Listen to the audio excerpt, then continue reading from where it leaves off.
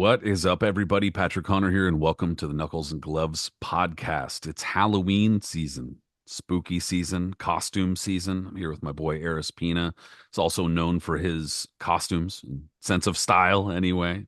But we're here talking about some of the greatest costumes and crazy characters in boxing history. Dude, what's up? How's everything, bro? It is, man. Halloween, it's Halloween season, you know? And Halloween is one of my favorite seasons. I'm assuming it's one of yours too. Of course. Yeah. And like we come from that generation where we were still able to obviously anyone that listens to the show probably older than this, but I mean, we're one of the last generations, I want to say, that was able to still like do this type of like crazy trick or treating where our parents didn't really go through the candy that we ate. So if someone like made some homemade brownies and shit, we were still able to eat them. Um, we are the last generation that have the those really ridiculous costumes, you know, the plastic face, and then the thing that just look a garbage tarp on top of it of whatever character you want to be, whether it was wrestling or He-Man or some kind of cartoon or some shit.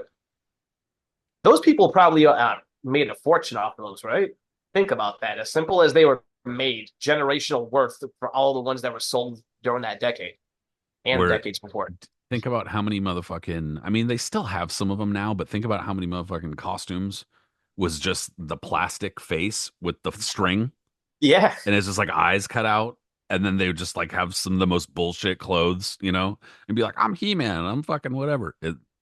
That And it was was, the easiest one. And you walk around with that plastic McDonald's cup too that like looked like a pumpkin or something. yep, straight up, dude.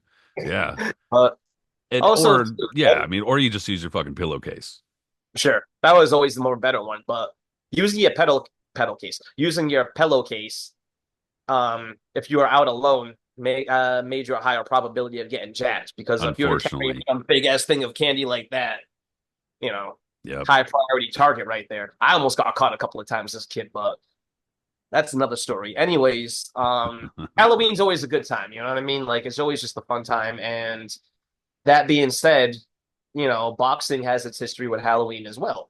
Like we can just go back to like the 90s, for instance, where I can think back to like many cards that happened on Halloween night. I want to believe Lennox Lewis Razor Ruddock happened on Halloween, didn't it? Yep, it did. Yeah. And HBO, I think, did like a cool like production in the beginning of it to like, you know, away the whole Halloween theme, bless and all that. And that was a cool card too. Like, you know, Lennox really introduces himself on the world stage when he bludgeoned Razor Ruddock, and then Mildred Taylor, you know, basically had his exit from the world stage after getting knocked out by Crisanto Espana. And fast forward a few years later, and Nassim Hamed starts, you know, headlining HBO cards on Halloween. I think the first one was Wayne McCullough, Yep. right? And was Caesar Soto on Halloween? Mm, I don't remember. I definitely remember McCullough because of the entrance. Oh, well, that was a great entrance too. You know what I mean? Like the way he would walk into the ring, like he was walking out there. He came off the Thriller, I believe it was, right? Yeah. And it was great. You know, he's bopping, he's dancing, he's doing like a little bit more toned down from the Kevin Kelly fight, but like still, it's classic Hamed. And then well, the best part of it is that he walks up to like that the skull, right? The skull with on the stick, and he goes over there, poses for a minute, looks and goes, and then hits it off, and then keeps on shutting down. How bad was the shit, man? But Yeah, dude. There were he definitely will be, somebody will revisit in a minute, but there's no sure. question that like the history of it's funny. I was thinking about this the other day too, not just Halloween, but you don't really see a whole lot of fights, or we don't really see a whole lot of fights scheduled on holidays anymore. And I mean, the way things have evolved is obviously very different with everything so broadcast and TV centric now, that attendance and stuff like that is kind of viewed differently. Whereas before, obviously, it was like, can you draw people to the arena or to the venue or whatever it is? You know what I mean? And now it's more like, can you get people to tune in? And for probably since the 90s, or maybe 2000s or so, it's really toned down, like events on holidays or around holidays. There's fucking parades on TV, movies, etc. So yeah, we don't really see it a whole lot, and I mean Halloween included, and obviously it also depends on the day of the week that shit happens too. But yeah, there seemed to be a little bit more creativity or a little bit more embracing of the spirit of these holidays, including Halloween, in years past. And yeah, some of the more memorable ones, and definitely Hamed. I think that's probably the most memorable because of the graveyard setting and shit. I was actually watching that earlier today because somebody had linked to it a while back. And I was like, well, I don't really remember like what he did during the whole thing. I just remember him like punching the skull or whatever, Yeah. and it was the British broadcast of it, and I don't know who it was talking, but they were like, "Oh, this is kind of this kind of entrance with a graveyard and all the corpses. Some people say it's all just harmless fun. Other people say that it's really terrible taste." Considering the nature of boxing and the violence of the sport, I'm with the second one. I don't like this type of stuff. And I'm like, what, dude? And I was also reading another article quoting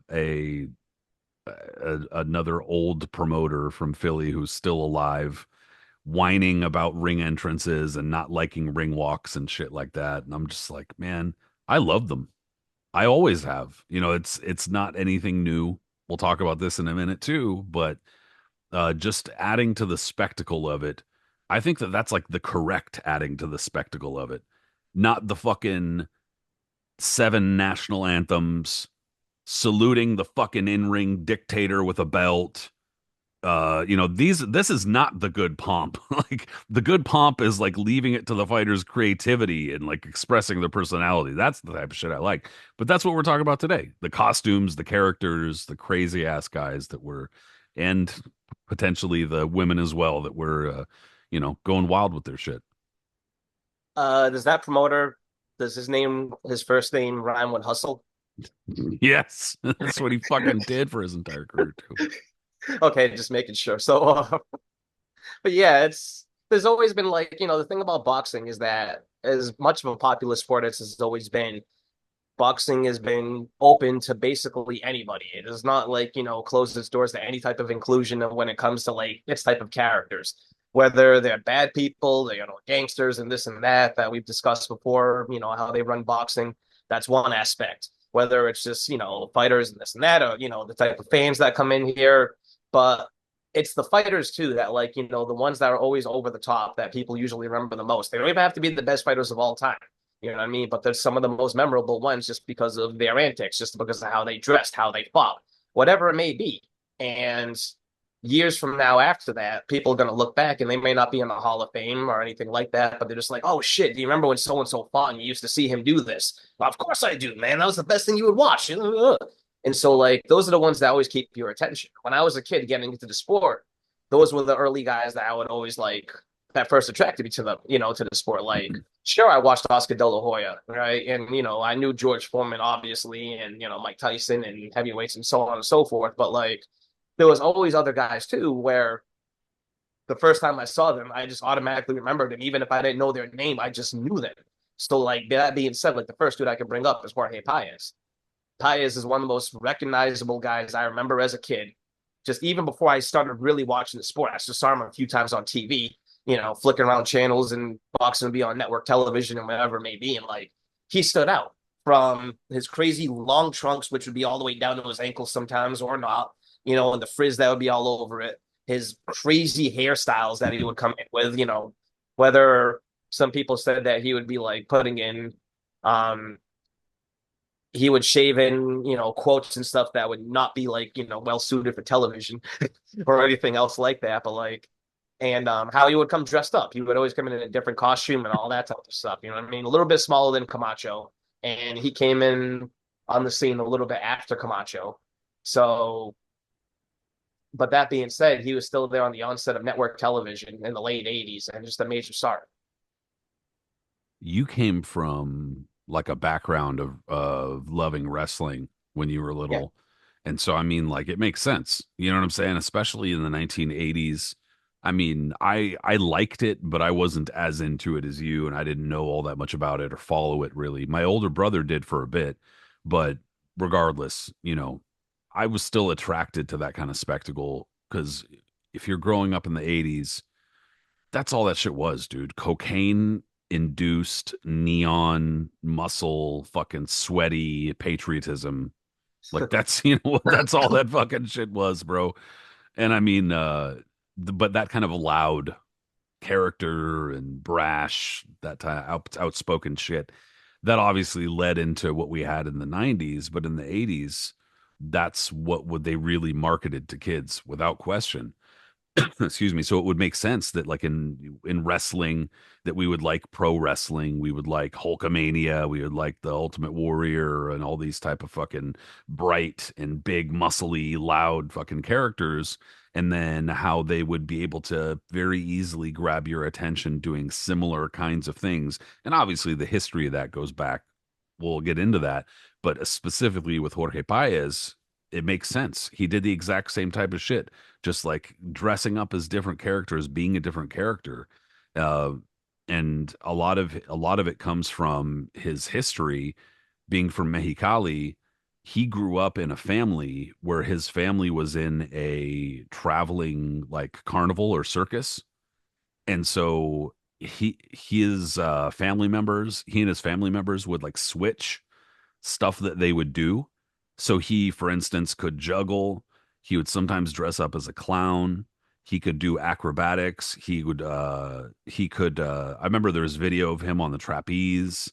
He would like walk on his hands, like everything. Like he would basically do everything that you could do as far as like physical comedy or performance in the circus. That's what he would do. And he would kind of switch back and forth. And he used that in his routines sometimes, or in the ring. Sometimes he would also do, crazy things or like flip around, do a little back handspring type of thing. And I mean, but it was always about his costumes. Like, what the fuck is he going to wear this time? Absolutely. And when he turned pro in 1984, shortly after I was born, in November of '84, and all of his fights were held in Mexico. You know what I mean? But if you go through his record, he wasn't fighting anybody that's going to make you like stand out and be like, oh yeah, these are like really good guys or anything like that. But the thing is, even though he lost one or two of them early on, he still dominated the competition that he was putting forth. So by the time he finally makes his American debut, which is, I mean, on American television, it was against Calvin Grove in 1988. And this was on the USA Tuesday Night Fights, or I don't know if it was on Tuesday Night Fights or whatever night, because back in the early days of what we know as Tuesday Night Fights, they would hold it on different nights. Sometimes it was Thursday, or another time it was Wednesday Night Fights, but they were fluctuating back then. Anyways, this fight was held the same thing at the Plaza de Toros in Mexicali, and where a lot of Paez fights were being held at that point. And it was the last 15-round title fight that was ever televised in the USA. So what makes this fight so dramatic, though, and what like really enamored, I guess, Paez to American audiences and just boxing fans all over the world in general, was that this was a great fight. Like, it was one of those fights that Grove was an undefeated champion. An American at featherweight in the '80s was not a person that was going to have a lot of star power, but Grove was respected. You know what I mean? Like he was a very solid technical fighter. And so when he fought Paez obviously in his, fighting basically in his hometown, and he has the crowd behind him, and he's very lively, but he's getting outboxed for the majority of the fight. But Grove also too, fighting in that type of background in the heat, and he has to fight at a very high pace. He's tiring out, so the fight gets more dramatic as it goes on.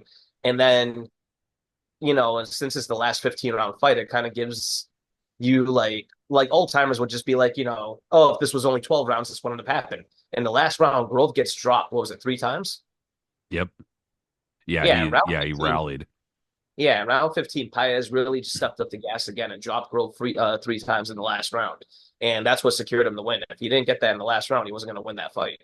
So that fight was like, a judgment for a lot of people, saying that rounds 13 to 15 were true judgment of like, championship rounds, not just going to 12 because look what happened over here, that type of deal. But after that happened, Paez just became a person that became popular at, fighting so much of on television, because he was an exciting guy. Not only was he crazy in how he dressed, and like you said, he would come in there, flip over the ropes and dance around, and sometimes backflip or try to balance out his head, break dance, whatever that may be. The man could fight. Like he had a very rough style that was like a technical. He was a good boxer, and you had to slip and be in the pocket, but he was a rough and tumble dude, and he'd fight anybody. And his fights were rarely ever not exciting. Like he was just a guy you wanted to watch. They threw a pretty good amount of punches in that first Paez Grove fight.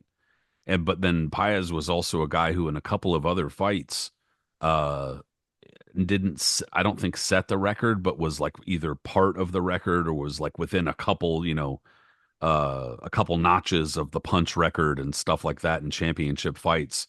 Like, he wasn't a massive puncher. He was just a busy guy and had a funky style that was kind of tough to deal with for a lot of fighters. I mean, obviously there were a number of fighters that did deal with it, but also like you mentioned earlier, specifically with that fight, dude, people who've never been there or who just don't know about that Mexicali heat, dude. Yeah. That shit is legitimate, especially in fucking August. It's like going to Las Vegas. Like, and if you've never been to Las Vegas, like in summer, you don't know, dude. Walk in Palm Springs, walking into like actual like 125 degrees, like you're walking around outside. It's like there's no escape. Like you can't like cool down. I can't even imagine working a heavy bag for like 2 fucking rounds, much less fighting 15 rounds in heat like that. There's no At a way. high pace. Yeah. There's no fucking way. And another reason why Paez, besides having an exciting style, was featured so often on television at that point too, is because he was fighting top level guys. You know what I mean? Like it wasn't like he was going over and just fighting mandatories and cupcakes and this and stuff like that. Like he was fighting dudes like Troy Dorsey, who's probably the guy he broke the records with because Dorsey was an absolute maniac alien who threw 200 million punches himself. But or Louis Espinosa was another one who was an underrated former champion from the 80s. Like these are the guys that Paez had to go in with. And not only that, he was going like life and death with them because Paez was not the type of dude who kept himself in, exemplary shape outside of the ring. Like he had a lot of vices. He was very popular now, and he was always partying and being out in the clubs and doing X, Y, and Z instead of being in the gym training. So every time he would get into the fight, he would usually be undertrained and would have to go, life and death with these guys. But Yep. eventually, he moved up and tried to fight Tony Lopez in a losing effort. Another extremely, extremely popular fighter and an interesting character in himself. But what I love about Paez too is that for a small guy, how tall is he? Gosh, he He's probably wasn't more than like 5'5", 5'6", or something like That's that. what I I'm mean, thinking, right? Like 5'4", 5'5". He yeah, was a five very small five. guy. Yeah. So he moves up to lightweight. At 5'5" lightweight is not a big lightweight at all. Like it's a very small, just short ass dude. And in one of his early fights at lightweight, he fights Tracy Spann, undefeated Tracy Spann, who was being groomed for not only just a title shot, but like an eventual being champion. Like that's how he was looked upon. Spann was a murderous puncher back then, and overall a really good fighter. And Paez beat him, and when he moved up there, and it was a really rough, good fight. But like Paez got dropped, he came back, beat him, and scored a good decision. So by the time he fought Pernell Whitaker in 1991, again, like think about that. Paez is this small dude who was a featherweight. Whitaker, who wasn't a huge lightweight, but I mean, definitely a filled out lightweight who was able to move up to welterweight and, look amongst them. So think of the size difference there. And Paez probably gave Whitaker his most competitive fight at that division. Yeah, he actually took a handful of rounds from him. I Yeah. mean, that's more than could be said even for some of the fights where the judges were clearly against Whitaker and were like scoring for the other fighter, even though the other fighter wasn't doing shit. Paez actually was. But like I said, and I mean, I think of the key to, it's not like an equation when it comes to like styles and stuff like that matching up. It doesn't always work that way. And you can't be like, well, this style always beats this style. It often is the case, but not always. However, when it comes to like awkward styles or really unorthodox styles, it seems like the foil for that is a fighter who's really orthodox. Somebody moves around or has weird movement can often be tamed by just a straight up fucking jab. You know what I Yeah. mean? Or Conversely, somebody who's really stiff or by the book, textbook, can sometimes be undone by really awkward or strange unorthodox movement, etc. But then it's kind of like the whole southpaw thing. But then you put two southpaws in with each other and they don't know what the fuck to do. And similarly, you put Pernell Whitaker in with a Jorge Paez and it's like there's so much fucking feinting and movement and like shifting and shit like that that it made for a really close kind of nip and tuck sort of fight, especially where Pernell Whitaker is concerned, where he's usually undressing those lightweights. Sure. But Paez was just one of those dudes. He never became champion again. But he was a fighter and like, a serviceable one up until I think like what the mid 2000s even, which was crazy because by the late 90s, it looked like he was completely done. He got a fight against Oscar De La Hoya in around 1995 or so, and De La Hoya just bludgeoned. I mean, that was a mismatch and a half. And It was this like his size at like basically like 140 and below was just like not fair, dude. Like shit was like especially not, against a it guy wasn't like okay. Oscar, because Oscar was already just so tall and lanky, and he just towered over those guys. And those weren't like people started criticizing Oscar back then about saying he was picking on smaller dudes, and this certainly didn't help his cause because that was absurd. You know what I And mean? That in was some cases there was some truth to that.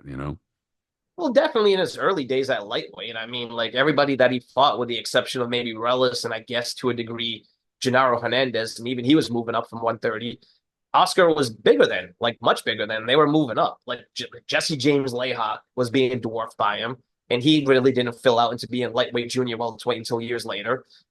Look what happened to Paez.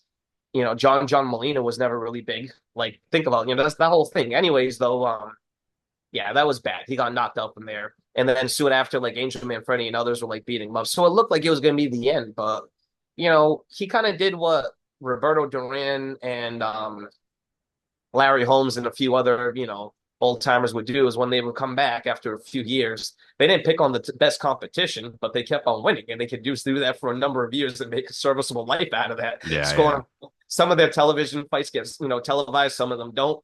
But you keep on seeing them in like the write-up reports afterwards, like in these magazines. I'm talking about like when Ring Magazine went full color with the rest of them, and you're like, Paez is still fighting? The fuck? Yeah, dude, he stuck around for a bit. I mean, he definitely wasn't like you said, he wasn't like a contender, but he was kind of on the fringes, beating some Yeah. dudes up, giving some rounds, etc.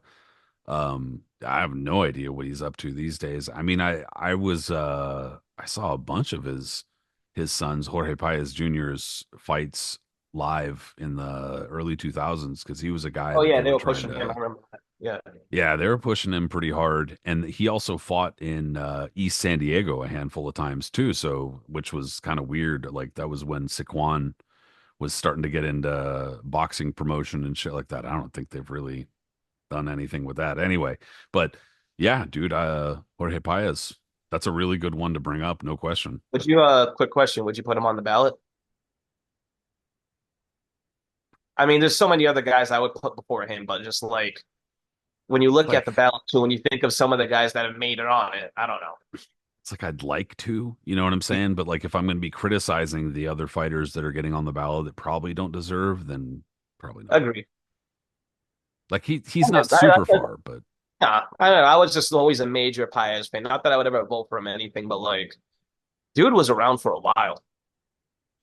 I mean, if life were fair, they would Yeah, have different little categories in the Hall of Fame or something like that. Would be like, that would be craziest perfect. characters or some shit. You That'd know be what I'm saying? perfect. Like that would be great. Vote. Fuck, why not? Why not do something like that? That'd make it fun.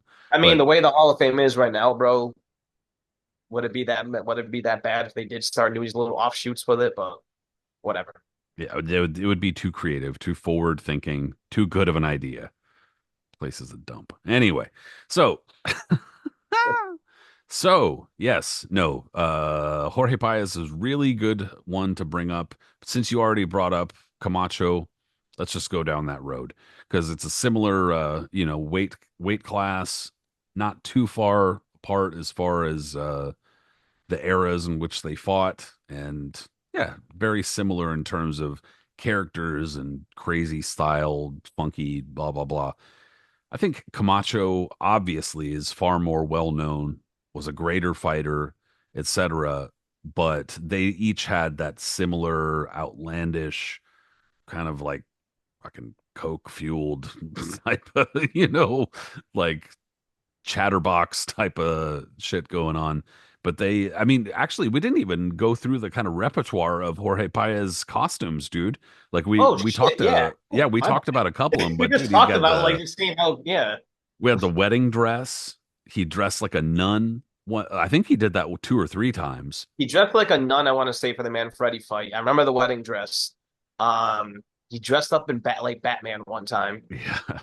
Um, He dressed up like a vampire. One time he fought on or around Halloween and he dressed up like a vampire. Like he dressed up like Dracula. yeah. Um, I know he did like when he came in for the Oscar fight, he didn't really have like anything on top of his head in terms of like crazy garb, but like the trunks that he was wearing a wild fringe that like went down to his ankles basically, and like the jacket to match it. Um, And he came in like a whole bunch of times. He came in like a really crazy, super colorful robe that yeah, was that's like what it was. Yeah. frilly, and he would like spin around and do this kind of Yeah. spinny thing and like spin the robe and shit like that. Yeah. And then after fights, I think sometimes too, like he would go over like kiss women in the audience, or just like oh no, ring card girls. That's what it was too. Like he would go up to a ring card girl and Poor try to ring make out card with them during girls. the fight. Yeah, They weren't getting paid enough for that. absolutely fucking not. Um, Handstands in the middle of a corner. I know that was a thing he did a few times, and just things of that nature. You know what I mean? Also, too, I think he like threw out condoms one time for another fighter who did something bad to that effect. It's a clown, wedding dress, monster. Let's see what else. I know that one time there was like somebody that he knew was running for like mayor of some like somewhere in Mexico, and he shaved their like he was like, vote for whomever Yeah, yeah, yeah. on his head. I know I'm missing something. Like, oh yeah, he had this crazy feathery headdress in one of them. Yeah. So anyway, wild character, had that flea haircut for a bit where he was kind of had like a swirl on his head and shit like that. Shit was good. Shit was real good. I mean, and I could see like I said, like if you were gonna like have a wing in the Hall of Fame for characters or costumes or something like that, that's cool. But for the influence, yeah, but not for how much he, achieved as a fighter. But I absolutely agree with that. Absolutely agree. swinging back to Hector Camacho, like, you know, he had far more amateur potential and was a better known fighter in the amateurs. I want to say I can't remember his record offhand and I'm not going to click on it. I know he had a really good amateur record, but just like Ray Robinson when he had turned pro, they were trying to claim that Camacho was undefeated as an amateur when he first turned pro and they were like, "No, he lost to blah blah blah. He lost this tournament and they could clearly demonstrate that he was not undefeated as an amateur, but he was an amateur standout, no question. And in any case, he was a pretty well-known, outspoken, etc. fighter, really young in the pro game, and he won a world championship fairly quickly into his pro career. So I mean, he was a star pretty early on. Totally on. So yeah, he won the New York Golden Gloves championship a number of times, beating guys like Paul Divorce and other top level, amateurs in the area. Made it all the way to the semifinals of the 1980 U.S. Olympic trials, which we've discussed it, but again, like during the late 70s up until the early 80s, like to even get that, to even sniff at the Olympic trials like that is like an accomplishment in itself because you got to think of the talent pool back then. Everybody was boxing. Boxing was still a major sport. It wasn't just like kids were going to basketball and gravitating to football or whatever this or that or some shit. Like people were still into boxing. Boxing was featured on television all the time. Like it was a big sport. Kids just everywhere. So for you to be able back then to be fighting, and you're fighting literally every single week, almost every single week of the year, and amateur fights and all that, and it accumulates into hundreds of them. And that being said, it builds up all the way to like the Olympic trials. So Camacho lost to a guy named Irving Mitchell. Irvin Mitchell was a good fighter who ended up becoming a pro and a fringe contender, not a guy that like every time he made it to like another top level, he ended up losing. But I would attribute that more to his long amateur career than anything. Anyways, that's where Camacho left off. He didn't retire undefeated or whatever. But when he first turned pro, he was under the tutelage of Billy Giles, who was a prominent New York trainer. His uncle was Bobby McQuillan, who used to train Miles Davis and a former pro who defeated Sandy Sadler. So Camacho was in really good hands. You know what I mean? And like back when he first came on the scene, Pat, like we've discussed him before early on the show. I'm not going to go through his entire career, but like on the early on, he was a phenomenon on the New York scene. Like everybody was just like completely blown away with him, and he was one of the early ones that got the Sugar Robinson comparisons. Well, especially because I mean, I think it's probably more difficult to imagine now, especially because if you're at a certain age, our age or older, or our age or younger, sorry, if you remember Camacho at all, as far as him fighting, being an active fighter, you remember him as being like a runner. Mm-hmm. Sorry, I'm just saying, like, I I don't remember his early career. I was way too young, and a lot of it came even before I was, But like from what I remember onward, basically like the early '90s onward, dude was like a runner. Like he was not a big engaging fighter. He was definitely a talker. He'd piss you off something awful in the ring, but he wasn't gonna like punch the shit out of you. He was mostly gonna run the shit out of you. But that was him at like 135, 140, 147 pounds, way too heavy. We're talking about back when he was like bantamweight and 122 pounds and shit, where he actually carried power in his punches as an amateur. And I'm not saying he was knocking everybody out left and right, but you can imagine that at a far lower weight that he would be far more effective. You know what I mean?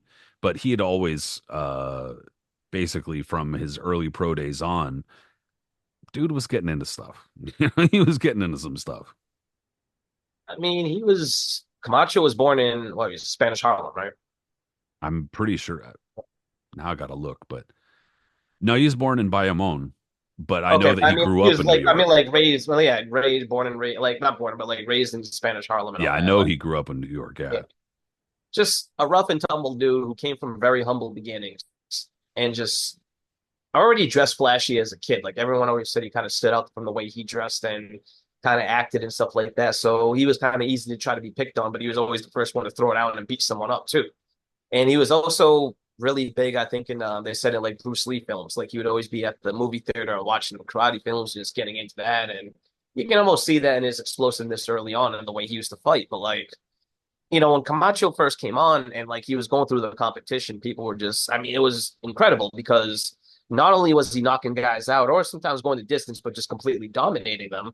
It was just the way he was doing it. Like it was the combinations, like, you never saw that type of like speed and power and the blazingness and all that. The way people recently were talking about Shane Mosley and his lightweight run on Twitter a couple of weeks ago. Steve shaking your head.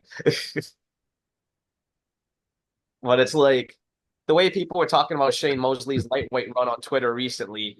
And don't get me wrong, that was always impressive, but it's like, Overblown.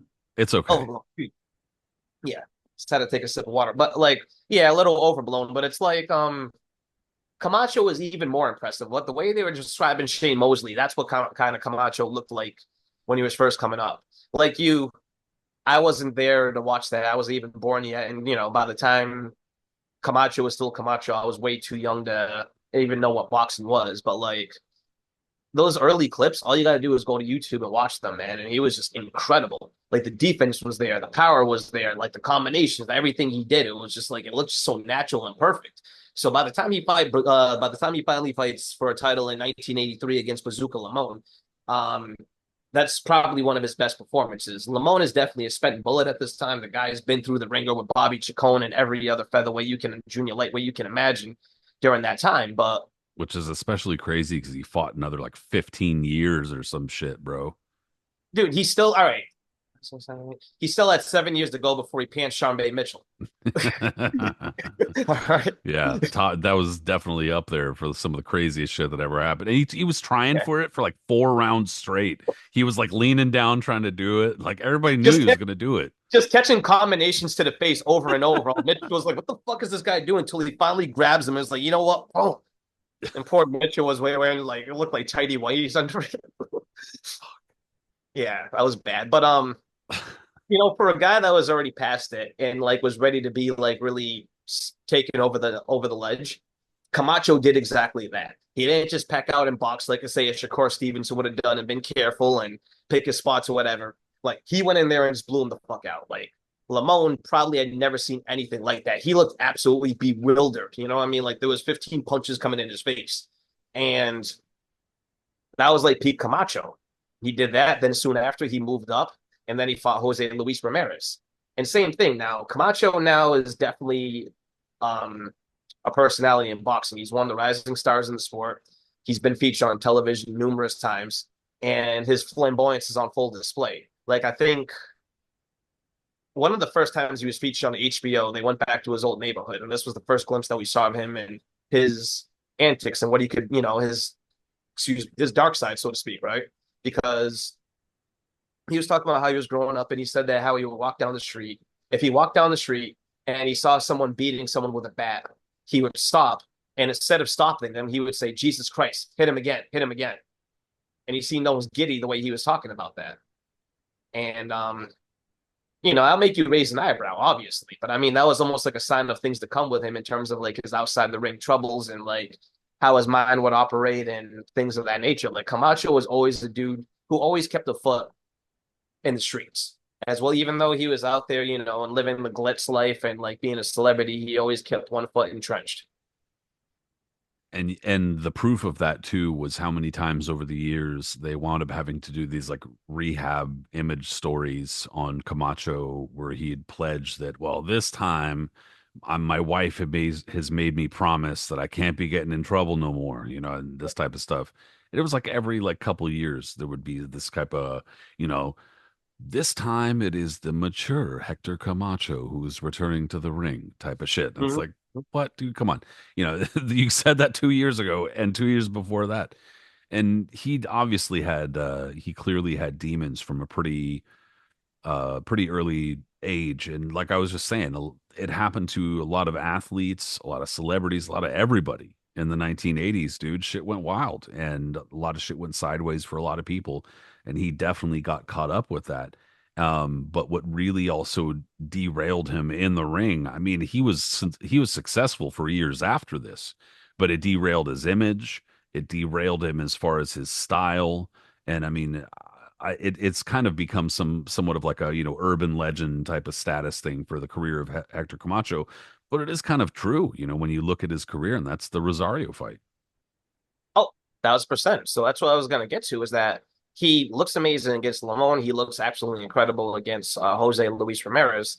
And when he fights Edwin Rosario and MSG, this is like a definite grudge fight. All right. Camacho, Rosario, both from Puerto Rico, and both of them have absolutely polarizingly different personalities.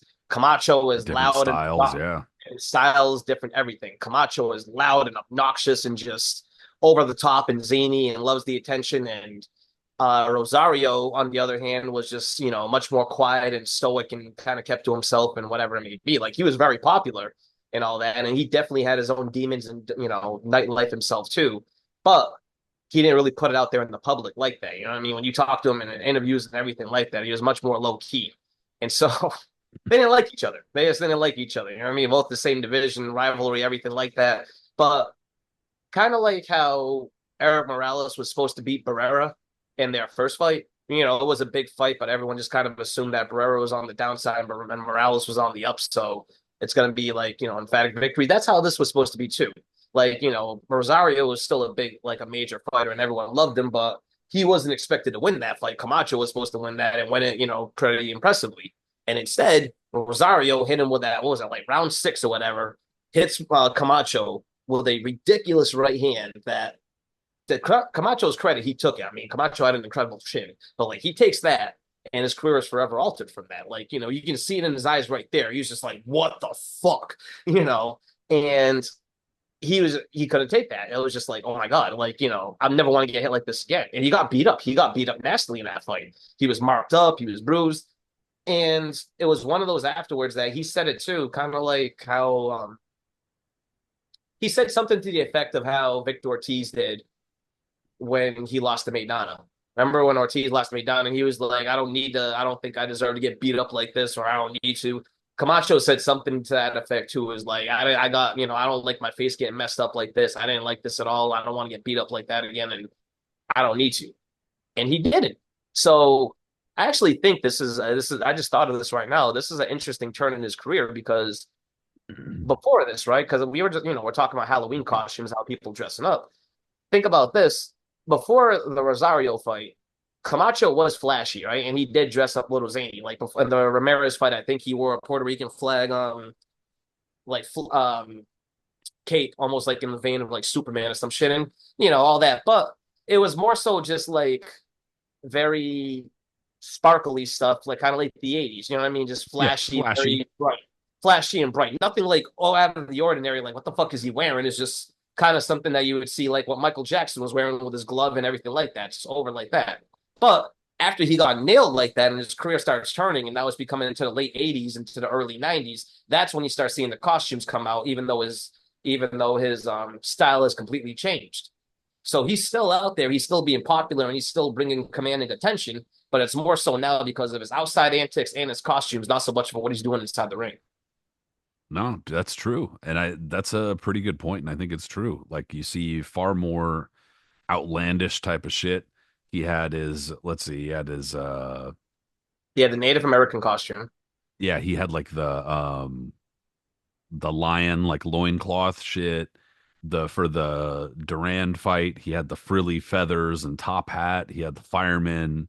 He had the kind of gladiator That's what. loincloth. Yeah, what was he a gladiator for? That I Leonard. don't know what that is. And then but he also had like a separate gladiator loincloth type of thing. The Native American, I guess it's an executioner's mask. I don't know what the fuck that is or My what favorite, business. my favorite one was him dressed in the camo gear, and he wore the helmet that had macho painted across. Oh yeah. Yeah, Yeah, dude, it was when everybody was into the fucking Sergeant Slaughter and shit. yeah. That was a good one actually. I fucked with that one. I mean, dude, even some of his earlier shit, I dig some of his earlier shit where he was just always wearing I don't even know what those sunglasses are called. There's probably a name for them, but the slit, Yeah. like the shade Oh, fucking totally. ones. Yeah. He was always rocking that shit. He had the Well, big that was the macho. early days. That was before Kanye rocked them. Remember when Kanye started wearing those in the mid 2000s or whatever with the slits in it? Yeah, Camacho was doing that like 2 decades before that. Yeah, dude, I remember that. I remember those shits from the 80s. Dude, fools were wearing like bare midriffs, like they're Yeah, fucking just yeah. came from football practice or something.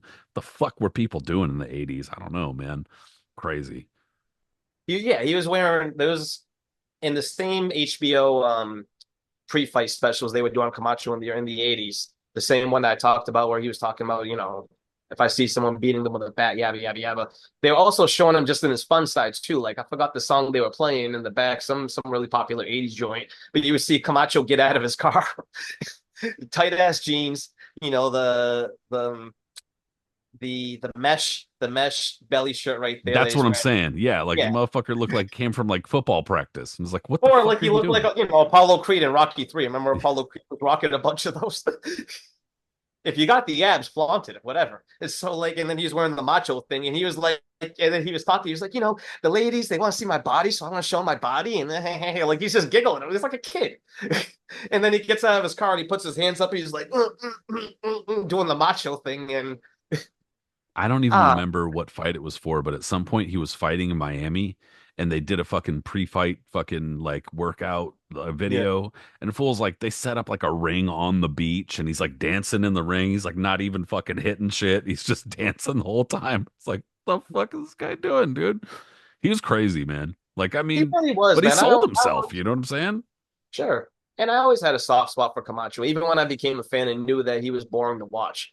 Because it was years, obviously, until YouTube came around, I was able to watch him do what he did.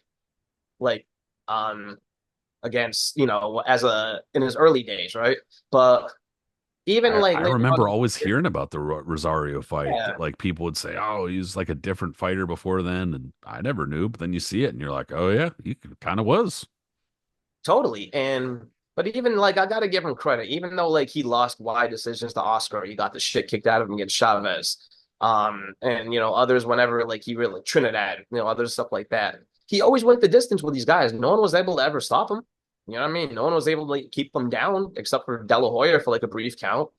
And unlike a guy like Broner, who sometimes he's compared to unfairly, I think because he's levels above Broner, or like a few others, at least Camacho, unlike Broner, are these guys who just kind of hang around and wait until they can get another big payday, and then they just pile up losses as it is. Camacho kept himself active. I mean, it was a different era. I get that. That back in the 90s, there was just time for you to be active like that and go around and fight on Tuesday night fights and this one and that one. And there's not really those type of shows anymore.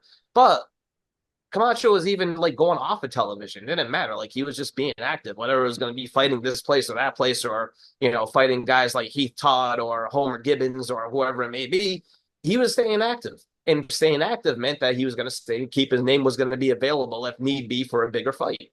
And his fight. His name was always like in the mix for big fights. At one point, they were talking about him fighting Pernell Whitaker.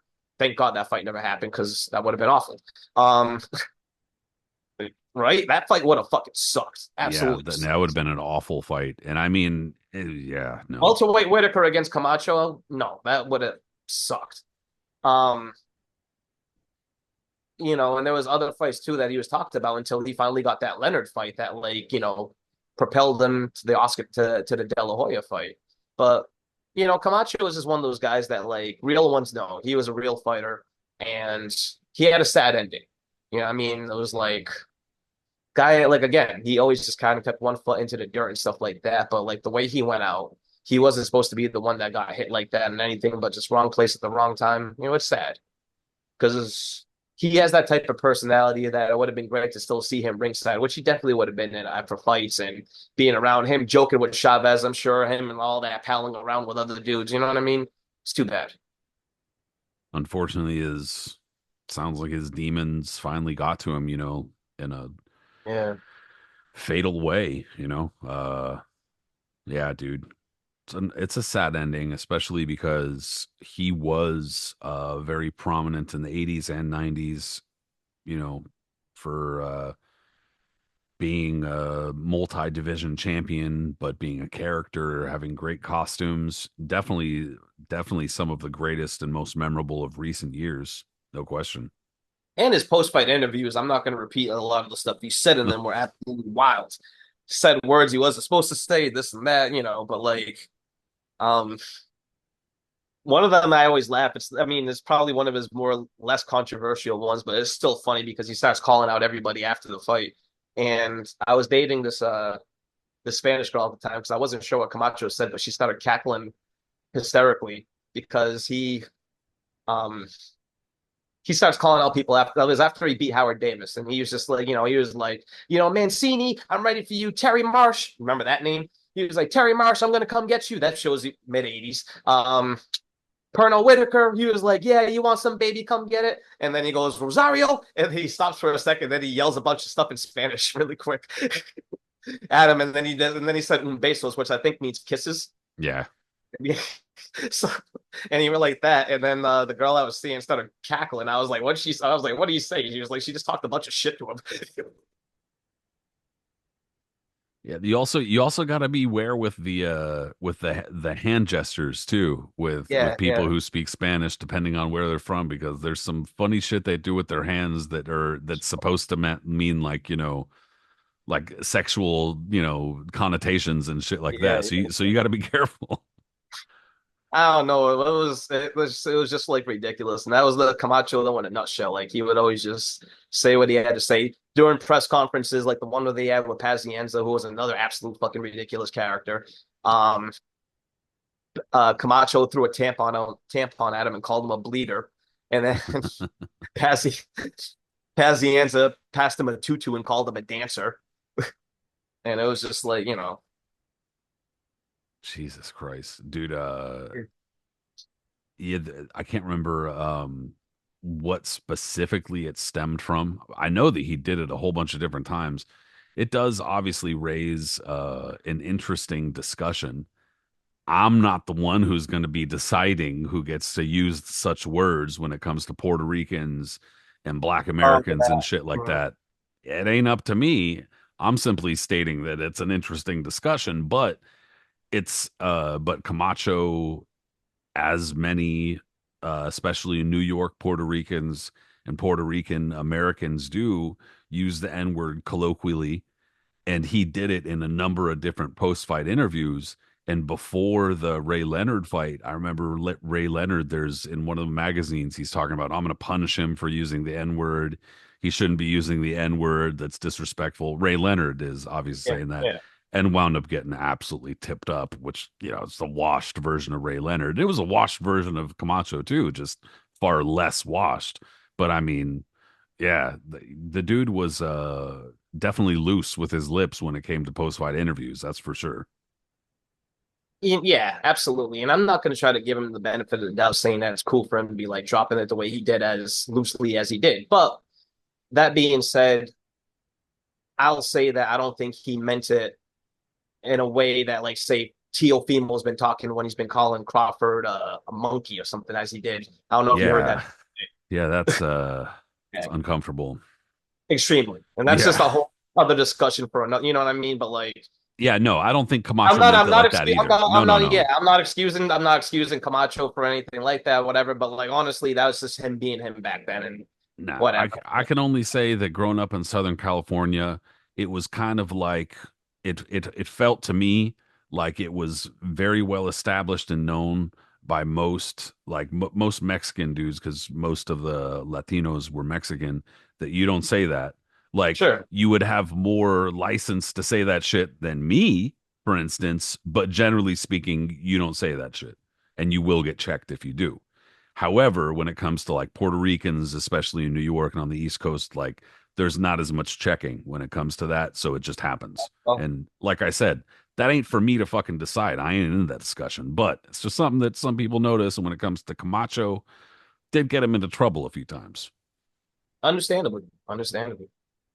So another dude who I guess wasn't really known for his over the top personality or even dressing up. I just want to mention him anyways because he did dress up for all of his big fights in the same costume, and that's Frankie Randall, surgeon. Well, dude, if you're gonna have a gimmick, if you're gonna have a thing, just go with it. You know what I mean? Yeah, well, sure. And that's how he would do it. Like he would come in the full surgeon's outfit with the mask, the hat, the whole thing up on it and everything like that. One of the And it most looks like that thing would be kind of a bitch to take off completely too when you get into the ring. But like, I don't even know one if of the he had most any. hated fighters by Mexican fans ever. And you know what? Screw them. Okay, that fight shouldn't have even been as close as it was that first fight, anyways. And everybody knows that Randall got robbed in the rematch. I don't give a damn. You want to call me anything you want or say nothing. Chavez quit in I the don't think rematch. they He got a cut. genuinely do, but Yeah, Chavez quit in that rematch after he got cut because things were going south for him again. gosh. And Yeah, Randall beat him man, past that he first fight. turned into a really whiny baby at times. A Hate to major say one. it because I Yeah. know he's a hero, but for real. Randall is one of those guys that like he had that type of career where he lasted way too long and subsequently came back to get him later on in life, unfortunately. But during his prime, man, he was just misused a lot. He wasn't supposed to win that fight with Chavez, and it almost seemed like he was punished for it afterwards because of Don King, for excuse me, for taking out his cash cow. And for a guy that toiled as long as he did, like he was another person that had a long, extensive amateur career. Um, Another person that made it to like the 1980 Olympic trials, I believe, and then toiled as long as he did early on in his career. Like a couple of problems. I think every time he had like major momentum or it looked like things were going well for him, that he was going to be on the onset of a title shot, something would happen. So I want to say I don't even have his record up. He got stopped one time, right, by Primo Ramos, was it? Sounds about right. Bring it up right now. Definitely the definition of a hard luck fighter, though, Yeah. So let's find out. Yeah, I was right. Primo Ramos. Okay. So that was one right there, but it was like mid 19, it's 1987. He had already beaten Sammy Fuentes, had already beaten Freddie Pendleton, and had lost a very, very close decision to Edwin Rosario. Look at the score 98 to 98 and a half. Again, I don't even know what the fuck that means, but UK scores. Yeah, And they're scoring like quarter points and shit. I don't know what's going on. that's like Dave Meltzer's star ratings for wrestling matches. It really is. If you ever go to him, 5 2/4 stars and stuff like that, it makes no fucking sense. Anyways, the Primo Ramos fight was like a big like zing for him because Randall was one of those dudes who didn't really have like major management or promotional push to get him to where he needed to be to get a title fight, even though he deserved it. He was a contender that hardcore fans knew about. But back then, when you really needed someone to kind of give you the extra oomph, he didn't have it. So he was always just toiling on the backside. It wasn't until he was a pro now from over for now he's been a pro for a decade, right? And it wasn't until 1993 when he gets a rematch with Rosario, um, and he stopped him. That got him the fight eventually with Chavez. Because had Rosario won that fight, I think the talk was that he was either going to get a rematch with Camacho or like a rematch with Chavez or something like that, right? Yeah. And like you said, by then, he was Rosario was like, was not the same kind of fighter he was earlier. But yeah, that was the talk was that was kind of the direction he was headed. Sure. I mean, he's still a recognizable name, and Don Wood had no problem exploiting an old name for someone for profit. Look what he did with Ali. But by 1994, Randall finally gets that first shot, and it's against Chavez. 94, 89 and 0 Chavez. And I remember, as a kid, I didn't. My dad watched it and stuff like that. I didn't know who Frankie Randall was, nor did he. I don't think anyone really did, unless you were a major fan. But there were people out there that picked Randall to win. Lee Groves, for instance, I believe, told me that he thought Randall was going to win that fight initially, and I'm sure there are rumblings that Chavez, obviously, this is on the heels of the Whitaker fight, and he didn't look that good, and other stuff that he might be slowing down. But no one anticipated that Randall would put on the performance that he did. Well, dude, Randall was like a multi-time New York Gloves winner. He won like half dozen times or some shit like that, which I mean,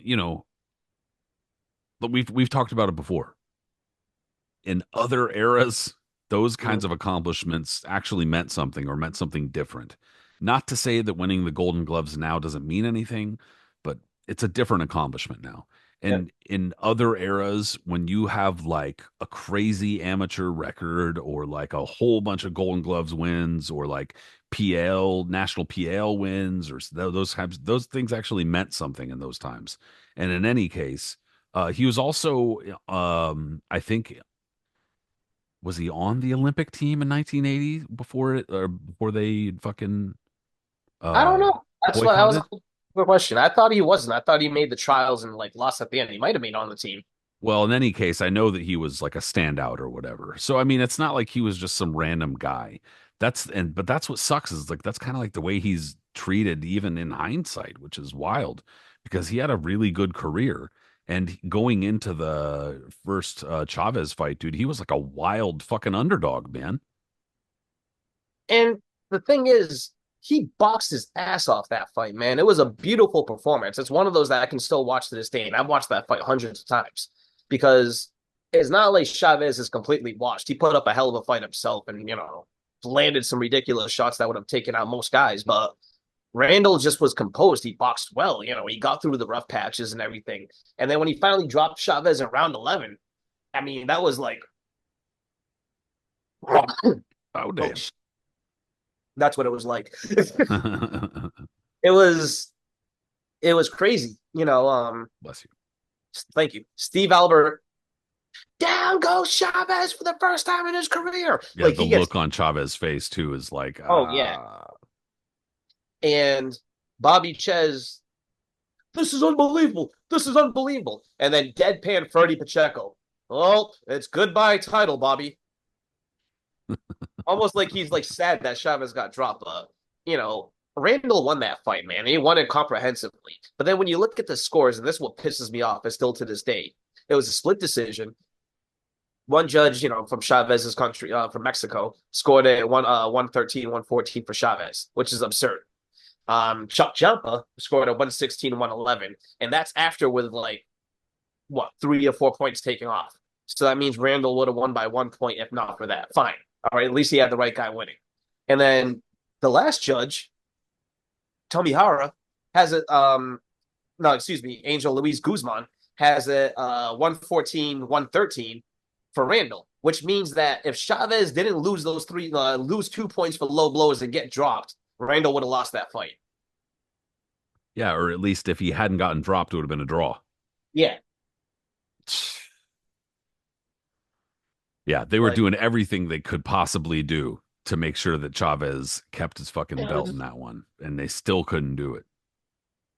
absolutely absurd. So they made sure in the rematch that but no matter a shadow of a doubt, that's what they were going to do. Because the same thing, look at the scores in that rematch 75, 76, 74, 77, and 76, 75.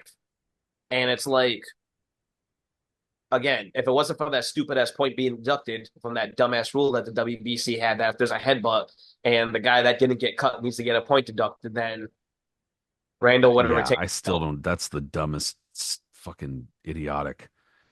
Yeah, and then it happened to him again against Koji Yeah. in the rematch like a year later. And that's the other problem too, is that how he got screwed over, almost being punished for beating Chavez, is because he is the boxing world is begging for a third fight with Chavez, and rightfully so. Because think about this too, it's like, yo, he beats him the first fight. It's way too close, but he beats him still. Massive upset. Now Randall's a star. He gets absolutely jobbed in a rematch where everybody says that Chavez was on the verge of potentially getting stopped in that fight. He was getting beat up like near the end. And Randall's advantage was clearly. And then that happens. And then Don, instead of making the third fight, which was the logical fight for everybody to go to, he was like, no, go in there with Koji. Koji was a longtime champion of the WBA, but he was unknown in America. No one really, I didn't even know when Yeah, Randall. I was like, whatever, right? super popular in South America, but Yeah, otherwise here, like that nobody cared. no one cared at all. Yeah, and so by '96, Randall's already slowing down too because he's not that active now. He's under Don King's wing, and he fights like you said. Now to get to the rematch, it was the most ridiculous thing ever too. Like absolute fucking bullshit. So Randall got dropped early. It was kind of like close between the first 3 rounds, and then there was a headbutt in the round 4 or so, right? Round 4, round 5. And Koji goes down, acts like he's unconscious, just lays there spread out, just on that same tip that you saw. Um, who did Norris knock out? Luis Santana. Yeah, Santana. Ah, ah, Yeah, yeah, just laying there, ah. yeah. Everyone hovering over them and just like, please, please, please. And then the most real scene you can imagine, Pat, right? Is Koji has an oxygen mask on him, the belt drape, no, the oxygen mask on him being dragged out of the ring And with he the strap slaps the on, fucking. and they're like he's being dragged out of the ring. And everybody, all of Koji's handlers, including his family, are in the ring celebrating. So you see Koji's kid on Koji's trainer's shoulders, holding the belt up and running around, parading around, while his dad is being stretchered out to a Yeah, local like hospital. dying, Yeah. dying. Jesus Christ, dude. I'm not gonna pick on people, especially because a couple of years ago we were put on notice that our not podcast was wildly popular in the Italian boxing Oh circle. shit. Yeah. But man, some of their fighters are just some of the worst baby actors ever. It's amazing. I don't know why that is. I don't know what's going on, but I mean, Koji in Argentina was like, I don't know, the fact I that he, mean from Argentina, but yeah, ethnically Italian. Just yes, saying. yeah, totally. Just the way he like it. I've watched it. It wasn't even a hard headbutt. Like he got hit in the cheek and then he's collapsed Oh my and just God. laid there. But then the scene of his kid and the rest of them celebrating in the ring, not even worrying about him being dragged out while he just gets taken out on a stretcher. It was like a scene out of The Simpsons. You know what I mean? Like it was just Yeah, you can't write shit. That's why That's why all these fucking movies, bro, they're always trying to approach like boxing like it's some sort of Yeah, fucking like drama or something. No, it's not. It's a comedy, dude. It's you got to do it like the Great White Hype. If you do it any other way, you got to yeah, really nail it and Scorsese that shit, or it ain't gonna work. You wind up with $1 Million Baby, which was an absolute piece of shit. I don't care how many fucking Oscars it won, but that's what you get because it's sure. hilarious. It's stupid. But just to finish with Randall now, his career was sad after that because he didn't get the third Chavez fight until years and years later when Chavez was doing his farewell tour of the world. And Randall was probably, unfortunately, already probably suffering the onset of brain damage. Because after that, that's when the losses piled up and he was just being used, as a name. And he was just taking fights wherever he could take them, and they were bad, man. He was fighting all these dudes and just nasty guys too. Like, you know what I mean? His last major fight was against Obakar. What I mean by major was that like that was on HBO pay-per-view, and that like fight would have got someone that would have got whoever the winner of that fight was going to get De La Hoya, which it was Carr. But think about it. Soon after that, he fought Antonio Margarito, Quirino Garcia, Jose Rivera, Peter Manfredo, Marco Antonio Rubio, like all these dudes who like we're just using them as just a name. You know what I mean? Yeah, dudes who were like middleweight, super Yeah. middleweight, couple went up to light heavyweight. What the fuck? Clubbing strong dudes who just beat him and pummeled him, and there was no need for that. Like, what was Frankie Randall doing in Providence in 2002? Getting robbed. Knocked out. Yeah. I meant like robbed on the street, That's what I mean. Yeah, yeah. but So, Jesus, dude. Yeah. but I mean, yeah. Just thought that would be a fun one because I know you weren't going to bring him up. No, that's a good call, dude. Just like I said, you're gonna get a gimmick and roll with it like he did. Sure. And an underrated fighter and who got kind of hard luck screwed a handful of times, unfortunately. Um, let's see. Well, I was gonna say, I don't really need to go too much into like the history of all that type of shit, but I was thinking about that because obviously I do kind of my brain goes in that direction, like, oh, where did ring walks begin, or where did like costumes begin and that type of stuff. Sure, sure. And I don't have a definitive answer, but I was kind of thinking about it in the sense that like, look back in the day and like, going into like the 1800s and just kind of like the organization of fights and how shit came down. Um, Even then, you know what I mean? Like fighters still kind of made a ring walker an entrance, not in the same way. Like they weren't playing music, generally speaking. Maybe they were sometimes. But like for instance, I wrote about a fight that happened in the 1880s that was a bare knuckle fight, and it was literally off the fucking bank of a river, not too far from here, in Oregon. And I mean, I only bring this up because I was thinking like, all right, like, well, what would have a ring walker and entrance would have been like at that point? And at that point, they literally set up a makeshift ring right on the shore of this, the Columbia or the Willamette and Columbia River, right where they meet, basically. And they staked off a makeshift ring, and the fighters kind of like made their way walking to the ring super early in the morning when they had the fight. And it was, God, it sounded like hell, bro. Shit was like frosty as fuck, and they were having these dudes stripped down to their fucking like, you know long johns and like wearing Yeah, cleats and yeah. shit. God, sounds like hell, dude. People were like fucking bundled up, and it's like 7 in the morning, and that sounds like shit. I don't know what the fuck people were doing. They had to go to these lengths to actually have organized fights, because otherwise the cops are gonna fucking amp them. So anyway, interesting enough, but yeah, so they even then at that point kind of were making like ring walks or entrances, but costumes and stuff like that hadn't really entered the equation. However, I do remember that years and years and years later, would have been a couple decades later at this point, Jack Johnson fought James Jeffries' brother, Jack Jeffries.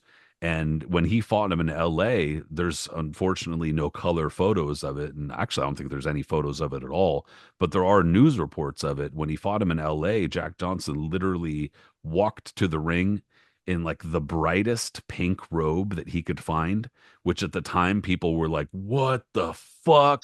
Like he literally, like, the description is that like people were tripping. People were like, "Oh my God, like there's this black dude with gold teeth, and he's smiling at everybody and just like walking through the crowd with this super bright pink robe that, I mean, I'm not going to get into the history of textiles, but certain colors are considered wild and crazy and blah blah blah because they were tough to get a hold of.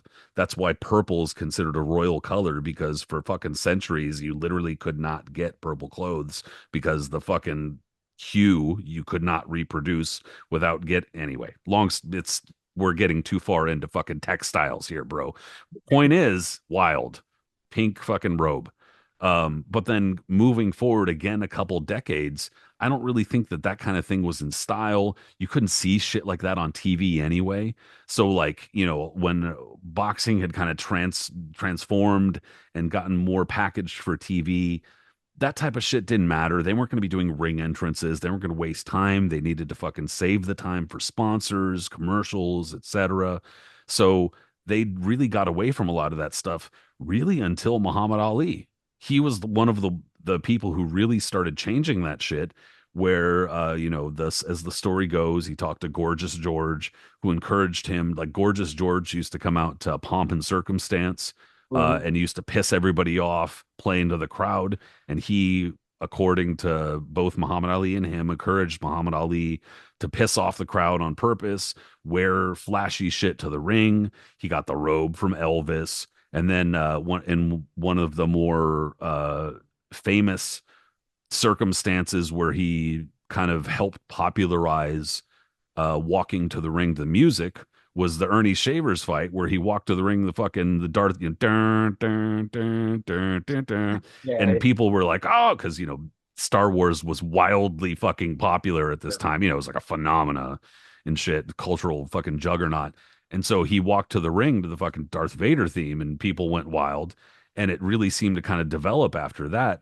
That was, in the wake of him walking to the ring in Africa to thousands of people shouting Ali Bomaye, which probably fucked George Foreman up too. But in any case, that was really when it seemed to kind of propel forward. And when fights started broadcast started maybe freeing up a little bit more time for post fight interviews, pre fight interviews, specials or pre fight segments and stuff like that. That's when it really seemed to take off. So anyway, like I said, I didn't want to get too far into the history of that shit, but interesting nonetheless. One of the guys in the early 1980s that I did want to bring up and kind of steal him from you, sorry, is that's Wilbert Vampire Vampire Johnson, because you actually have brought him up on I can't remember what show you brought him up on, but it was a while ago, probably a couple of years ago now. And but that's a guy who in the early 1980s, right when this was kind of starting to blow up, and Hector Camacho is starting to also kind of blow up with his flashy entrances and outfits and stuff like that. He made himself a gimmick. He made himself, wear the high collared vampire fucking little robe type of deal, or the overcoat or whatever you want to call it. And he used the fact that he had no front teeth, just like Leon Spinks or Frank Fletcher, to his advantage. And he'd grin at the crowd and pretend he was a vampire, and like walk up to people in the crowd and shit like that at him. Yeah, classic dude. Not a great fighter whatsoever, but classic character. Well, yeah, the thing that made Vampire Johnson so popular, like you said, was that he was just a fun personality. Like he was a fun fighter. Like he was a good fighter who had a good amateur career as well. Nothing like spectacular or nothing, but like a good. He had fought for a long time. He had also played football as a kid too. So I'm not sure if he lost the teeth playing football or whatever it was, but there was an accident at one point where he lost them, like you said, and so all the fronts right here was like, so he just had the feints. And he used that to his advantage. And what made him popular too is that sure he was a fighter in the early 80s, but I mean there was only so many slots you can give the guys on ABC, NBC, CBS and stuff back then. And a guy like Vampire Johnson, even though he was colorful, was not going to get one of those normal slots all the time because he wasn't at that type of level of fighter. So that's where ESPN comes in. ESPN was in its absolute infancy when Vampire Johnson was at like the peak of was at toiling in his career and when he was actually building momentum. And so the very infancy of ESPN, they were they were fighting certain fighters that are going to start featuring on their network that weekly fights and stuff like that. Vampire Johnson was one of the first guys that they fell hook, line, and sinker in for, because like you said, he was a fun fighter to watch. Like he made for good brawls and stuff like that. He wasn't a heavy puncher or anything, but he was a solid enough guy, and he had a good chin. He was just durable. So he would go on there and he'd make for fun brawls, but like his personality was the best. He had the teeth, the whole thing. And sometimes he would walk out, not a walk out, like he'd be carry out in a casket. Like he would come out and then he would pop out and he had the whole thing and start yelling and all that. And there's like post fight interviews of him with Al Bernstein, who somehow back in 1981 and 82 looks the same as he still does today, even though he was in his mid 20s back then or whatever it was. And you see, like, oh, I'm here with Vampire Johnson, and right away he opens his mouth and he does the same thing like that and puts his arm and pretends that he's biting everybody. And it was a fun fighter, just an absolute, really, really fun fighter. But one of those guys that like it was going to be tough for him though because it was a tough middleweight era, man. You know what I mean? This is like the Marvin Hagler era where, God, it was teeming with all kinds of talent, and even to make it as a top contender was going to be tough. Let alone trying to get a shot at Hagler because like all the fucking competition that was around. That being said, he had really good fights with guys like Carlos Tait and Nino Gonzalez, who was a fringe contender himself around back then. But it all kind of came to a head, unfortunately, for Vampire when he ended up fighting John Mugabe in 1984 because, Mugabe was on a rampage back then, and anybody who was going to be standing in his way, and that meant a lot of the ESPN crew, was going to get ravaged in his wake, and that's what happened to Vampire.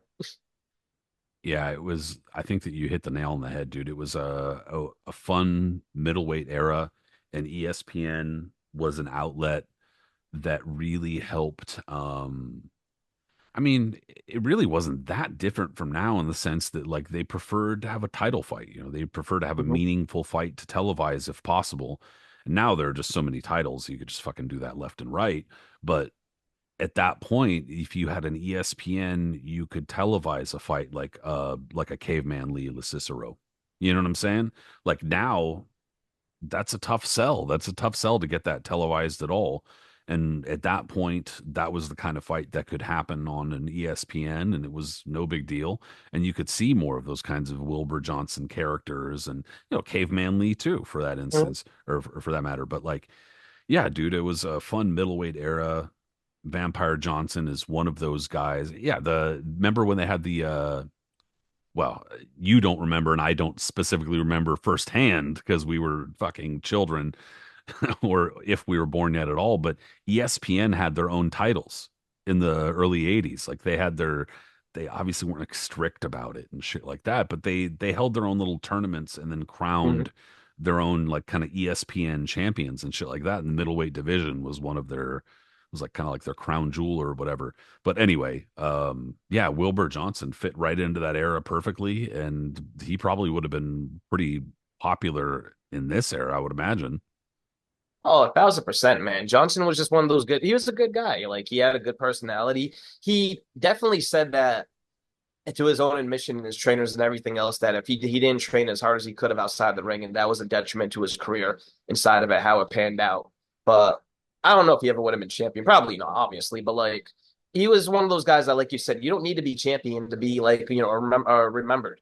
The few times that I've taken a Vampire Johnson clip and put it on Twitter, it's like blown up and like gotten over hundreds of hits and likes and whatever it may be because people remember him. And even if you don't remember him, you see this and you're like, yo, who the hell is this? This guy looked awesome. Like he was a WWE character back then. You know what I mean? And the height of wrestling where you were going the over the top type of dudes who would like have these type of side gimmicks and all this type of bullshit. Vampire Johnson was perfect for that. But, on top of that, he made for good fights, and that's why he's remembered fondly today. Yeah, no question, dude. And I mean, it also goes to show that there's room in boxing. Like it doesn't all have to be like meme worthy or whatever. It doesn't Mm-hmm. have to be some fucking viral shit. It doesn't have to be always pound for pound or whatever. Like there's room in boxing for people to just enjoy some boxing, even Yeah, if it's not the fucking world class. Like even if it's just some personality or whatever, and it's all right. sure. And so, like, a person who came was a pro when Vampire was toiling around. but became champion a couple of years after Vampire's Peak, I guess. Well, let's mention Livingstone Bramble as well. Bramble wasn't one of those guys who like wore wild costumes, even though he did dress a little funky. But like his whole gimmick was just like, out there and like crazy, right? Like he had, for instance, he had pets. Like he was big on pets and exotic animals and stuff like that. And I know, for instance, he had a dog named Snake and a snake named Dog. That's already going to give you a head scratcher thinking about that, right? And then that witch doctor that he walk around with was actually his high school basketball coach. But Bramble, he was just one of those guys that like he was a fun person, another just another wild like crazy personality from back then, but he could fight his ass off like a really really compact and good fighter. And before the aforementioned Edwin Rosario broke him and utterly destroyed him, I mean, it was tough, like to find a guy like Bramble was being pushed as like the next guy that was going to possibly fight Camacho, if not beat him. Like he was being poised as like the star lightweight of the time. So came up, he lost one of his early fights to Frank Fletcher's brother Anthony Fletcher. But other than that, like he was under the tutelage of the Dubas and was brought up steadily along. By the time he ended up fighting Ray Mancini for the title in the first fight was what, 84? Yes. Yeah. Yeah. Yep. Mancini again, like a fucking matinee idol and stuff like that. But he got rattled a lot by Bramble before that fight. That was the one thing that took him out of his game. Almost like going back almost 100 years before that when Terry McGovern fought young Corbett. And like Corbett went to his dressing room before the fight and banged on the door and said something to the effect of "Get out of here, you Irish rat, and come take this licking" or something like that. And McGovern got so mad that they had to hold him back that he apparently punched a hole in the wall and lost his cool, got in the ring, and got beat up. Um, Bramble, I believe, correct me if I'm wrong, got a little bit even deeper than that. Like I think he was bringing up the Duck Who Kim fight and things before that, and like kind of needling Mancini about certain things, wasn't he? I don't know if he did that, but I definitely know that he was like, actually, I don't know. He might have done that. I know that he was talking about, I don't know if him in particular, someone from his entourage or whatever, but I know that Kim got brought up at some point. yeah, there was kind of like a concerted, like, fucking war of words directed toward Ray Mancini, who was, I mean, I think that he was really likable and he was a nice dude, but he was also seen as kind of like a poster boy for like white working class Yeah, yeah. America. And, you could see how there would be a lot of fighters in boxing who resent that. And a Mm-hmm. lot of fighters who are like, what the fuck? Like, why are you focusing on this guy? Why are you focusing on this story? Et cetera. And you could see why a lot of people would kind of be gunning for a Ray Mancini. And that was kind of how it was Livingston Bramble had he and his team had just kind of like taken aim at Ray Mancini, were just throwing everything at him. Well, not only that too, Mancini was the one that brought the money. Like this dude was the matinee idol, and like how many times I think all of his title fights were featured on television, rightfully so. The guy was exciting to watch, and everybody wanted Mancini. Aaron Pryor, anybody that was between featherweight up until like probably junior welterweight to welterweight for that matter, was hoping that they can get a Mancini fight some way somehow. You know what I mean? Kind of like how people were hoping to get a Chavez fight at one time, and so on and so forth. So I totally get it. It was just that I don't think they expected Mancini to lose that fight either. But I mean, man, Bramble, to his credit, like he was a machine that night. He just kept on pushing forward. He kept on beating man. He made Mancini. He busted him up. He just busted him up and busted him up until he eventually got stopped. And when he beat him in a rematch, which was a very close fight, mind you, too. That was the first fight Compubox ever did. Um, and then he beats Tyrone Crawley. That's like one of those things right there where it's kind of like um, there people were expecting that like Bramble was going to be like the future of the division. A little side note too to show you the type of like personality that Bramble was, the type of personality that Bramble was. Tyrone Crawley was from Philadelphia, correct? I believe so. Yeah, he was from Philly, and his family had cops, had police. Like, it was a police family. So when Bramble found out about that, he dedicated the fight to Move. I don't know if you're familiar with that group, Pat, right? Remember the group Move? So basically, they're I don't. It's I'd have to look it up again, but they were like a group that they were a group that dealt that was kind of like radicalized or whatever people want to call them, and then they got firebombed by the Philadelphia police. Oh, it was part of the police abolition movement that they Yeah, were. Move. Yeah. Ah, okay, yeah, So Bramble found out that Tyrone Crowley was related to cops, so he dedicated the fight to Move. damn. Yeah, That's well, and he ended up fuck. knocking Crowley out. That's some high level psychological warfare, to be honest. Fucking Right. crush and fucking annihilate. Jesus Christ. I remember reading that as a kid because Jeff Ryan wrote that and talking about his favorite boxing personalities that he liked growing up, that he liked that he was covering. And he mentioned that. He said that once he found out Tyrone Crowley was related to cops, he said he dedicated it to Move. That's good. That's I would say a step better than that was I would say a step better than Floyd Mayweather dedicating his win over Diego Corrales to Yeah, like I don't remember what he said, but he said something along the lines of like to all battered women or something like that. yeah. And then you would go to jail for it a few years later. Jesus Christ. But I mean, when he fought Rosario though, only a few months later in '86, like he was supposed to win that fight. Like Rosario, even though he was coming off the impressive Camacho fight, wasn't expected to beat Bramble. But when you watch that, bro, and you see the way Bramble just like it's one of those utter destructions you'll ever watch.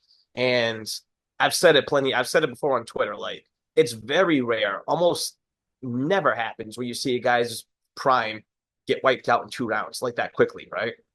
And that's what happened that night. Like the way, just the amount of power punches that Rosario comes through. Pow, then a hook, boom, and then this, boom, boom, and Bramble is just standing there.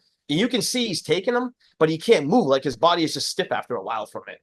And it's like they don't, everything's short circuited in him, and he doesn't know how to react or what to do with it until he finally just collapses. He And he like collapses crumbled on him. Yeah.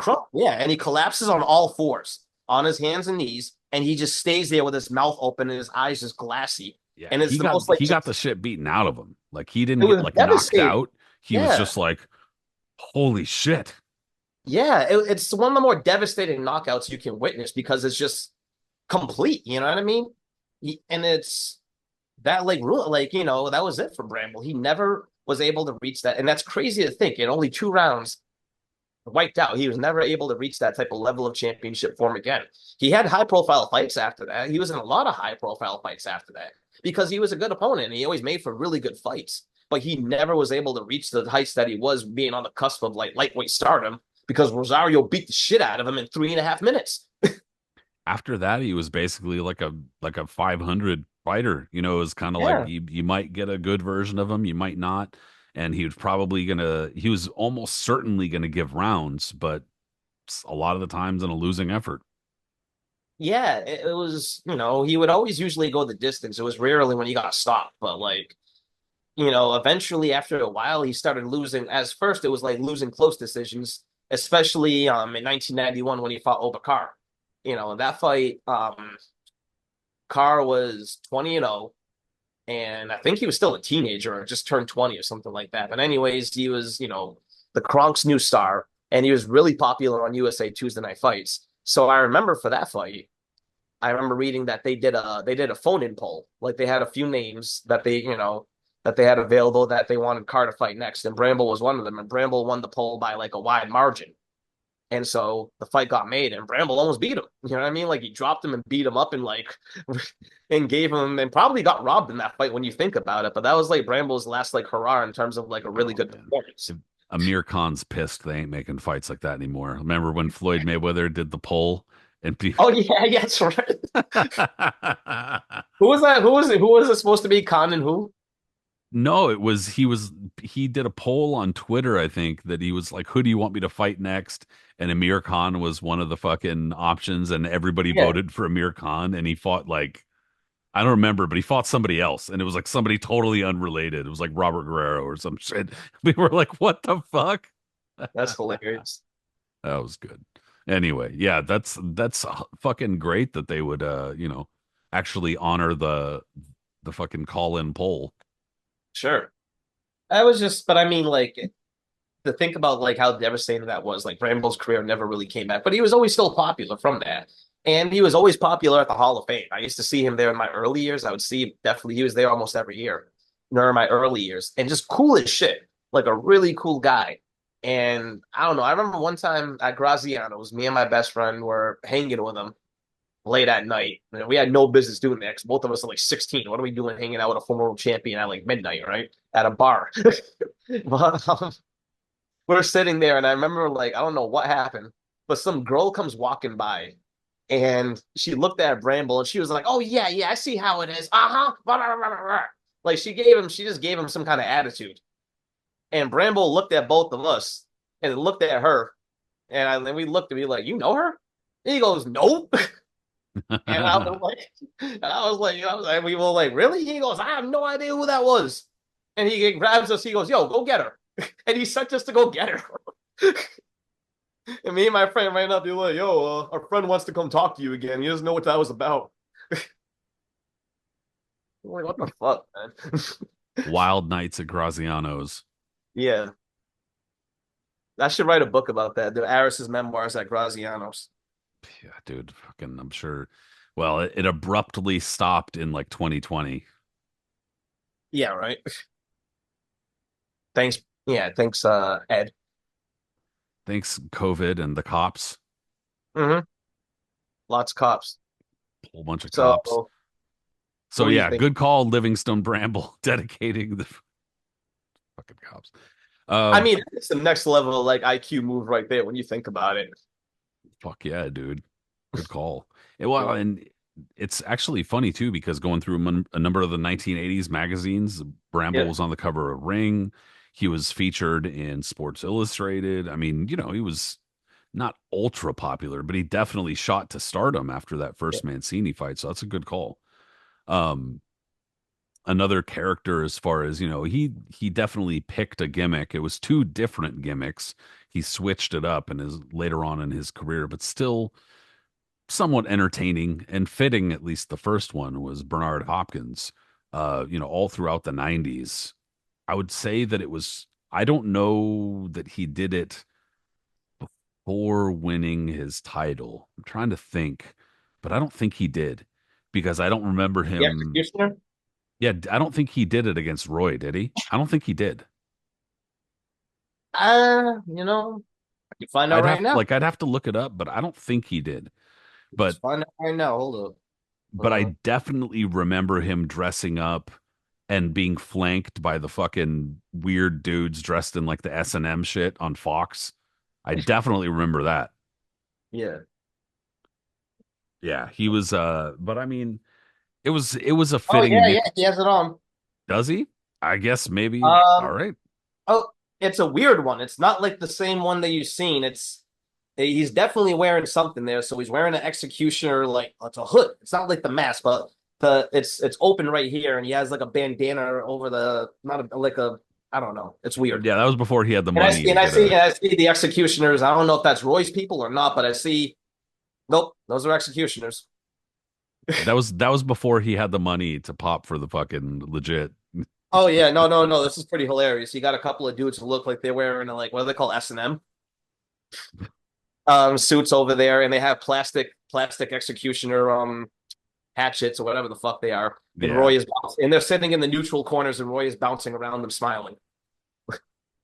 having a good time.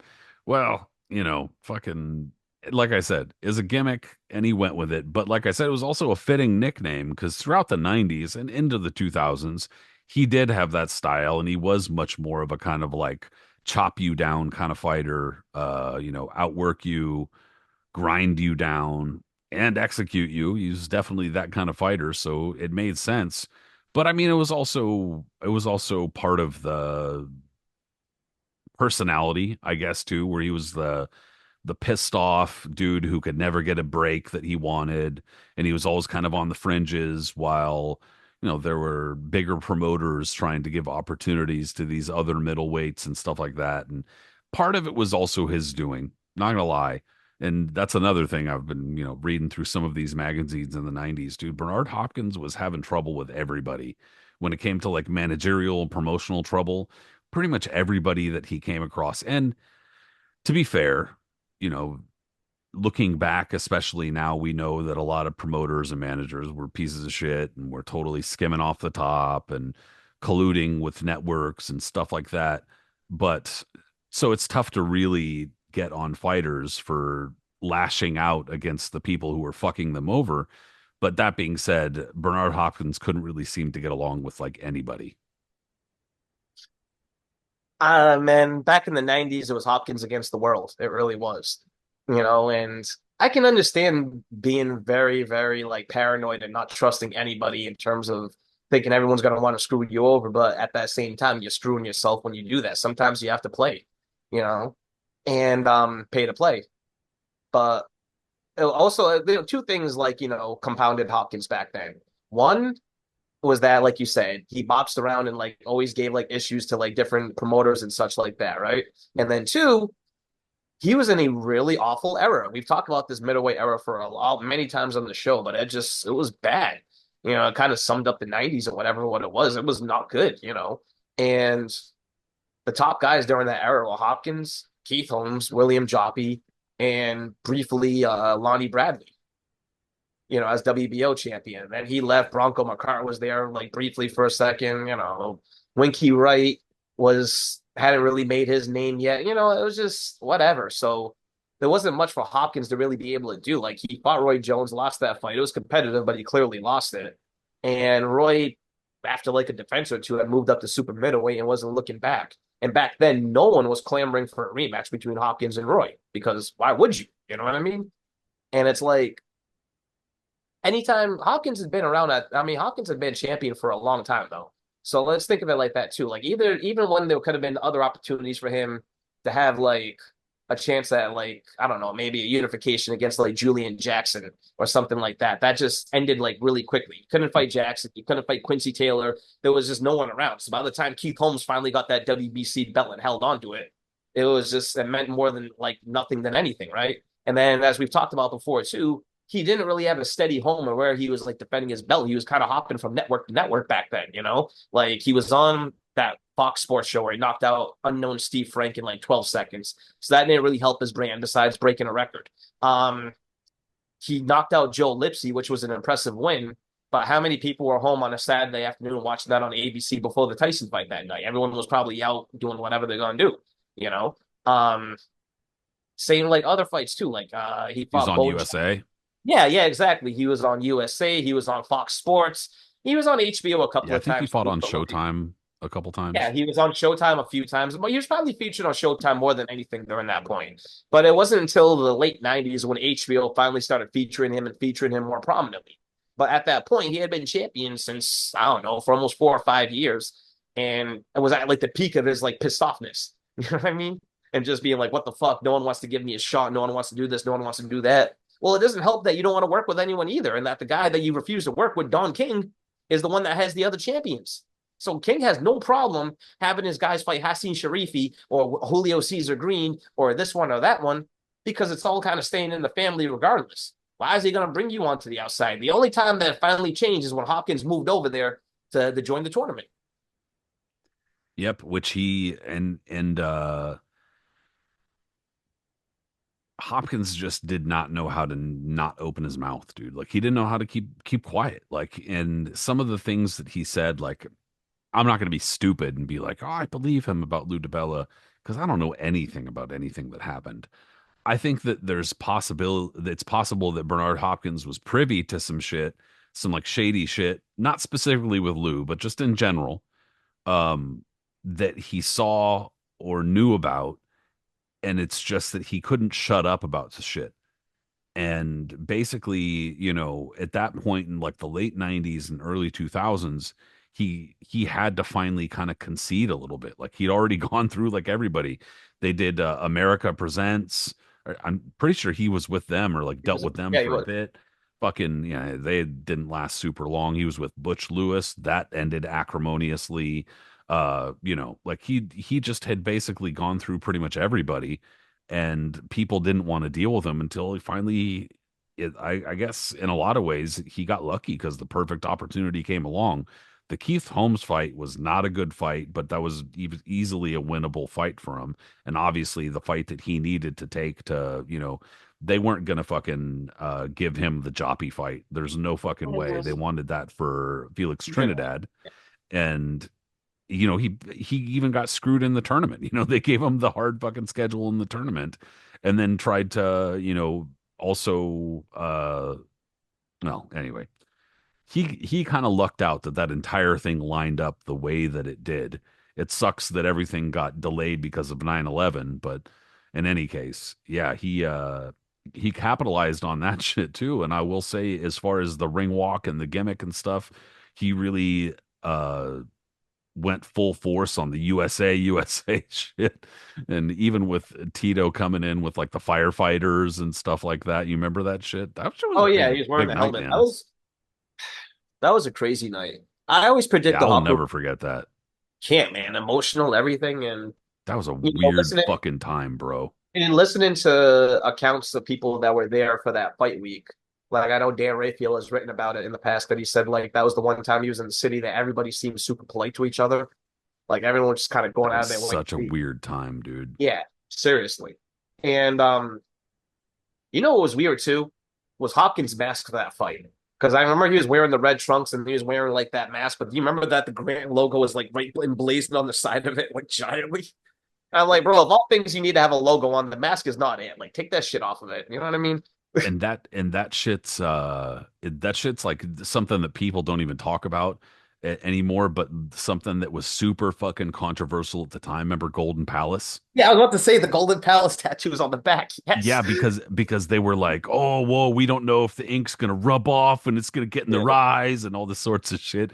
And so all of a sudden, a bunch of fighters did that shit Oh, on somebody. I can't remember who off the top of my head, but somebody on the ESPN show did it too. And there Ben was a Tacky big was a thing because really they big one that delayed did the it. what's that? I know Ben Tacky did it at one time.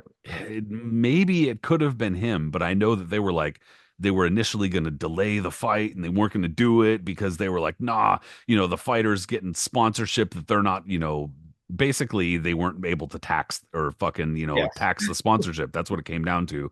That the fighters were getting independent income from the fucking promoters and match and God shit like that forbid. that they didn't like. So God forbid the fighters get extra income from an outside source, right? For putting their that's lives on the line getting That's into the like ring. that's like them hemping Al Capone because he didn't pay his taxes. You know what I'm saying? Like they're just mad that they're not getting a chunk of it. Like, that's fucking bullshit. I'm But that sorry, was but that was another part of that fight that like now people don't even think twice about it because fighters are just going on the social media and going, selling little squares on their trunks and shit like that. And that's just normal. But back sure. then it's like anybody, whoa, you're gonna tattoo your back with ink and get money? Whoa. There's one dude had it, remember it was like Condom Depot or some shit like that, and it was a big fucking thing. I know God, Castagnoli and a bunch of them just did it. Like I remember one of them had it where like it was emblazoned, then there was like different colors across the straps on the side and all this other bullshit. Like, it was intense. But they have vinyl logos that fighters are like whoop whoop whoop fucking yeah. slipping all over the ring, and they're tripping about some dude with some shit on his back. Like, And they're worried about how is a back tattoo gonna get into your eyes? Unless you're literally over there and the guy bends down, you stick your face into his lower back, into his I mean, spinal area. I How guess is that? because they're thinking of like the clinching and the gloves and shit like that. Even still, But like, how is but that gonna bro, be a the fucking triangular ring borders that we've seen fighters slip on with their feet fucking hundreds of times, and they still have thing? those motherfuckers. Get out of here. Come on, they don't care. Yeah, they're just mad that they can't tax these guys shit. But anyway, yeah, with Hopkins, that was an aspect of it that I had completely forgotten about, and that shit was like controversial for a minute. Totally. But Hopkins, after he loses the executioner gimmick, he finally got rid of that. I forgot when he decided to get rid of it. He made like some kind of speech about why he did. But then he evolved into the alien. And that's when he was fully entrenched with Golden Boy and that whole thing like that. And because he was like, the modern day Archie Moore and shit, trying to fight until he was 50. Um, that was his whole thing. And it's like, all right, bro, like he could have, I don't know. I thought the alien gimmick was super corny, especially when he wore the It's stupid mask stupid. in the ring and all that. But like, because he could have just done something else. You know what I mean? Like, you don't need to be the professor like Azuma Nelson, but there's still something like to tie into being like the old man or whatever it could have been to like do that. You know what I mean? And he didn't, for whatever reason, though, he didn't do that. And then like Hopkins fights were just not fun to watch at that point. Yes, it was fascinating to watch him dismantle Kelly Pavlik. Yes, it was fascinating to watch him dismantle Winky Wright to a degree. Um, or what he did, especially against Jean Pascal. You know, in their second fight. I mean, that first fight too. Yeah, he got up from those early knockdowns and came back to rally and score a draw in a fight he probably should have won. And then the rematch when he was doing the push-ups in between rounds and shit, that was cool. But you know, to see him waltz around after that and just barely do anything, beating up nondescript dudes until finally Kovalev beat him up was just, eh. You know, Yeah. he got fired before that. There was no need to watch Joe Green knock him senseless through the ropes the way that happened. Yeah, Joe Joe Smith, Smith. Yeah. yeah, Yeah, that was embarrassing. That dude was an alien from a planet where they faked fouls. yeah. That was so fucking planet Uranus. It's fucking So awful. two guys I'll just kind of lump together because there was discussion of them fighting for a number of years just because they were around the same division. They both dressed, you know, kind of crazy and both had wild personalities, but might as well. The first one I'll bring up is like Nassim Hamed, since we brought him up in the beginning earlier about Halloween, and then Angel Manfredi. Yeah. Oh, memories. Yeah, Yeah. dude. Hamed, like you said, the first shit that came to mind was the McCullough fight. And I watched that shit earlier and I was cracking up because at first, like before even Thriller starts, like it's like they're having these crazy like fucking angles on like the gravestones. They're like zooming in and out and shit like that on these gravestones. And it's just a bunch of cats screeching and shit. And I'm like, this is so bizarre. But it's funny though, you know, like shit is cracking me up. And that's one thing about Nassim Ahmed is that he fully understood, similar to how Floyd Mayweather would decades later, that like it wasn't about making sure people liked you, it wasn't about making sure necessarily that you had fans. It was just about getting people's attention, and then once you have their attention, making sure that they feel something, that if they don't like your routine, that they're like, oh fuck this guy, fuck, he needs to get knocked out like now. And that's how pretty much everybody felt about Nassim. I hated him. I fucking could not stand him, dude. Like, and I mean, I don't know. No, it was nothing about him. I knew he was a good fighter, but God, he was like infuriating, dude. He was so infuriating. So my thing is, and I get like people not liking him back then because I wasn't the biggest Hamed fan too, but there's been like this revisionist history as of late, especially on Twitter, Oh yeah. where everyone just thinks because of the Barrera fight that Hamed was some kind of just scrub that wasn't good ever. You know what I mean? That was just that was overrated, always a bum, always got, you know, never beat anybody good, yada yada yada. And Look I'm what like, happened when he fought a real fighter. yeah, I'm absolutely mind blown Shut up. that whole like by that whole discussion now. And this is just the thing that's happened over the past few years. It wasn't like back in the night or in the early 2000s or mid 2000s that people were talking like this. It's been like over the past, you know, 5 to 8 years or so, where people all of a sudden are just like, "Oh, Hamed was overrated. Hamed sucked. Barrera, Barrera, Barrera." Bro, I don't care what you think about Hamed personally. Sure, Hamed might have been a little overrated by some people, especially over in the UK. But to say that he was some kind of like just lowly scrub that couldn't fight is like fucking laughable. Are you kidding me? First off, if you really want, and this might people gonna come after me for this one. If you want to go for like pure one punch power, Hamed might be the hardest punch in 126 fighter in history. Like just pure one punch ice you out, right? He's He was a obviously up fucking there. bruiser, dude. When it comes to, well, and like you said, a lot of it is that there's this revisionist history about, dude. Like I said, I didn't like him. Yeah. This is has nothing to do with me being a fan. I really did not like him, but he unified and then dropped a belt. That's something that a lot of people forget about. Is he unified at featherweight and then dropped a belt? There was a lot of the issue was that he kept the WBO title, which again we've talked about and reiterated numerous times was kind of funky in terms of being considered a real title, throughout the 90s and 2000s and up until a certain point, basically. And that was a big part of the problem was that he didn't embrace, the other sanctioning bodies or whatever. But dude, he basically went through the division. He pretty That's much what I'm went through the saying. division.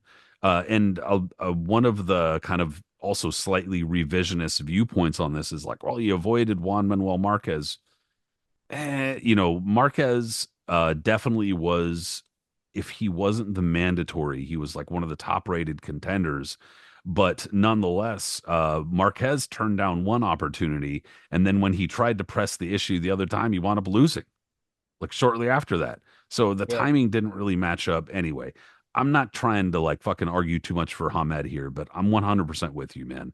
It's a No, bunch that's of all I'm trying to say. I'm not nonsense. trying to say Hamid was an all-time great featherweight or even like in the top five or anything like that. I will say he's in the top five biggest hitters of the division's history, and you can't really argue that. I mean, like, you don't have to put him number one, but like that dude had ridiculous bone-breaking power where he was hitting guys with one shot and they were falling on the ground looking like they were crying, like just breaking their face. I mean, not many featherweights in history was able to do that with one shot. There was a lot of major punching featherweights in history that were able to knock the shit out of guys and like, do things like that. But in terms of just pure one punch power, Hamed was something different. But I mean, like, and to say that he didn't beat anybody is absurd too. I mean, even coming up, he was beating guys like Armando Castro and Vincenzo Del Castro, which are like top level European fighters, or guys that were on the cusp of a world title fight. But by the time he really starts breaking out in 1995, he destroys Juan Polo Perez. Polo Perez has been around for a long time, a former champion that was losing more than winning, but to blow him out in 2 rounds is impressive. And then when he beats Steve Robinson, again, Steve Robinson is a WBO champion that which wasn't really recognized here, but he was a longtime champ over in Europe, a guy that he had beaten Colin McClellan, he had beaten Duke McKenzie, he had beaten Paul Hopkinson. Like he was a very good fighter. And Hamed dismantled him, did what he wanted with him, everything like that, broke him down, stopped him easy. And then there's a weird iconic photo. I call it weird though too, just because of the placement of Robinson's head in correlation with Hamed's waist. But like Hamed's standing over him and Robinson's bending down almost better than him, but it looks like something else. Anyways, um, it's that was like but even by that time, this is 1995. Hamed wasn't even really training the way he was. People already said he was already slightly past his peak. So America never really got to see him at his absolute peak, with as others claim. But still, he had that hiccup against Alisea, which still, even though he got dropped briefly, he came back and just devastated him with a knockout. The Manuel Medina fight was really impressive in that age as well, in retrospect, because look at this. This is 1996. How much longer was Medina around after that? For Um, years and still didn't he winning still? titles. Yeah, I was gonna say, didn't he still win a title at Yeah. featherweight after that? A few years after And he that. did, yeah. And he was still like fighting for championships up until like after Hamed retired. And speaking of punch records, didn't he also? Wasn't he also part of one of the punch records? Manuel Badin. I'm pretty sure he was. I know he definitely threw over 1,000 and I think the Johnny Tapia fight or something like I that. think Maybe that might have been what it was. But yeah, like I know that he either set or almost matched or something a punch record. But anyway, yeah. but that was a tough fight. I remember watching that live on Showtime, and Medina was giving him as good as he got, and found out afterwards Hamed had like chest infection or some shit, but still he broke through to stop him. Tom Johnson, another long time underrated featherweight champion, Hamed dismantled. Like these were all good fights. So by the time he comes to America to fight Kevin Kelly in '97, I mean his resume right there, I'm not filled with just absolute cupcakes and bumps. Like what are you trying to say here?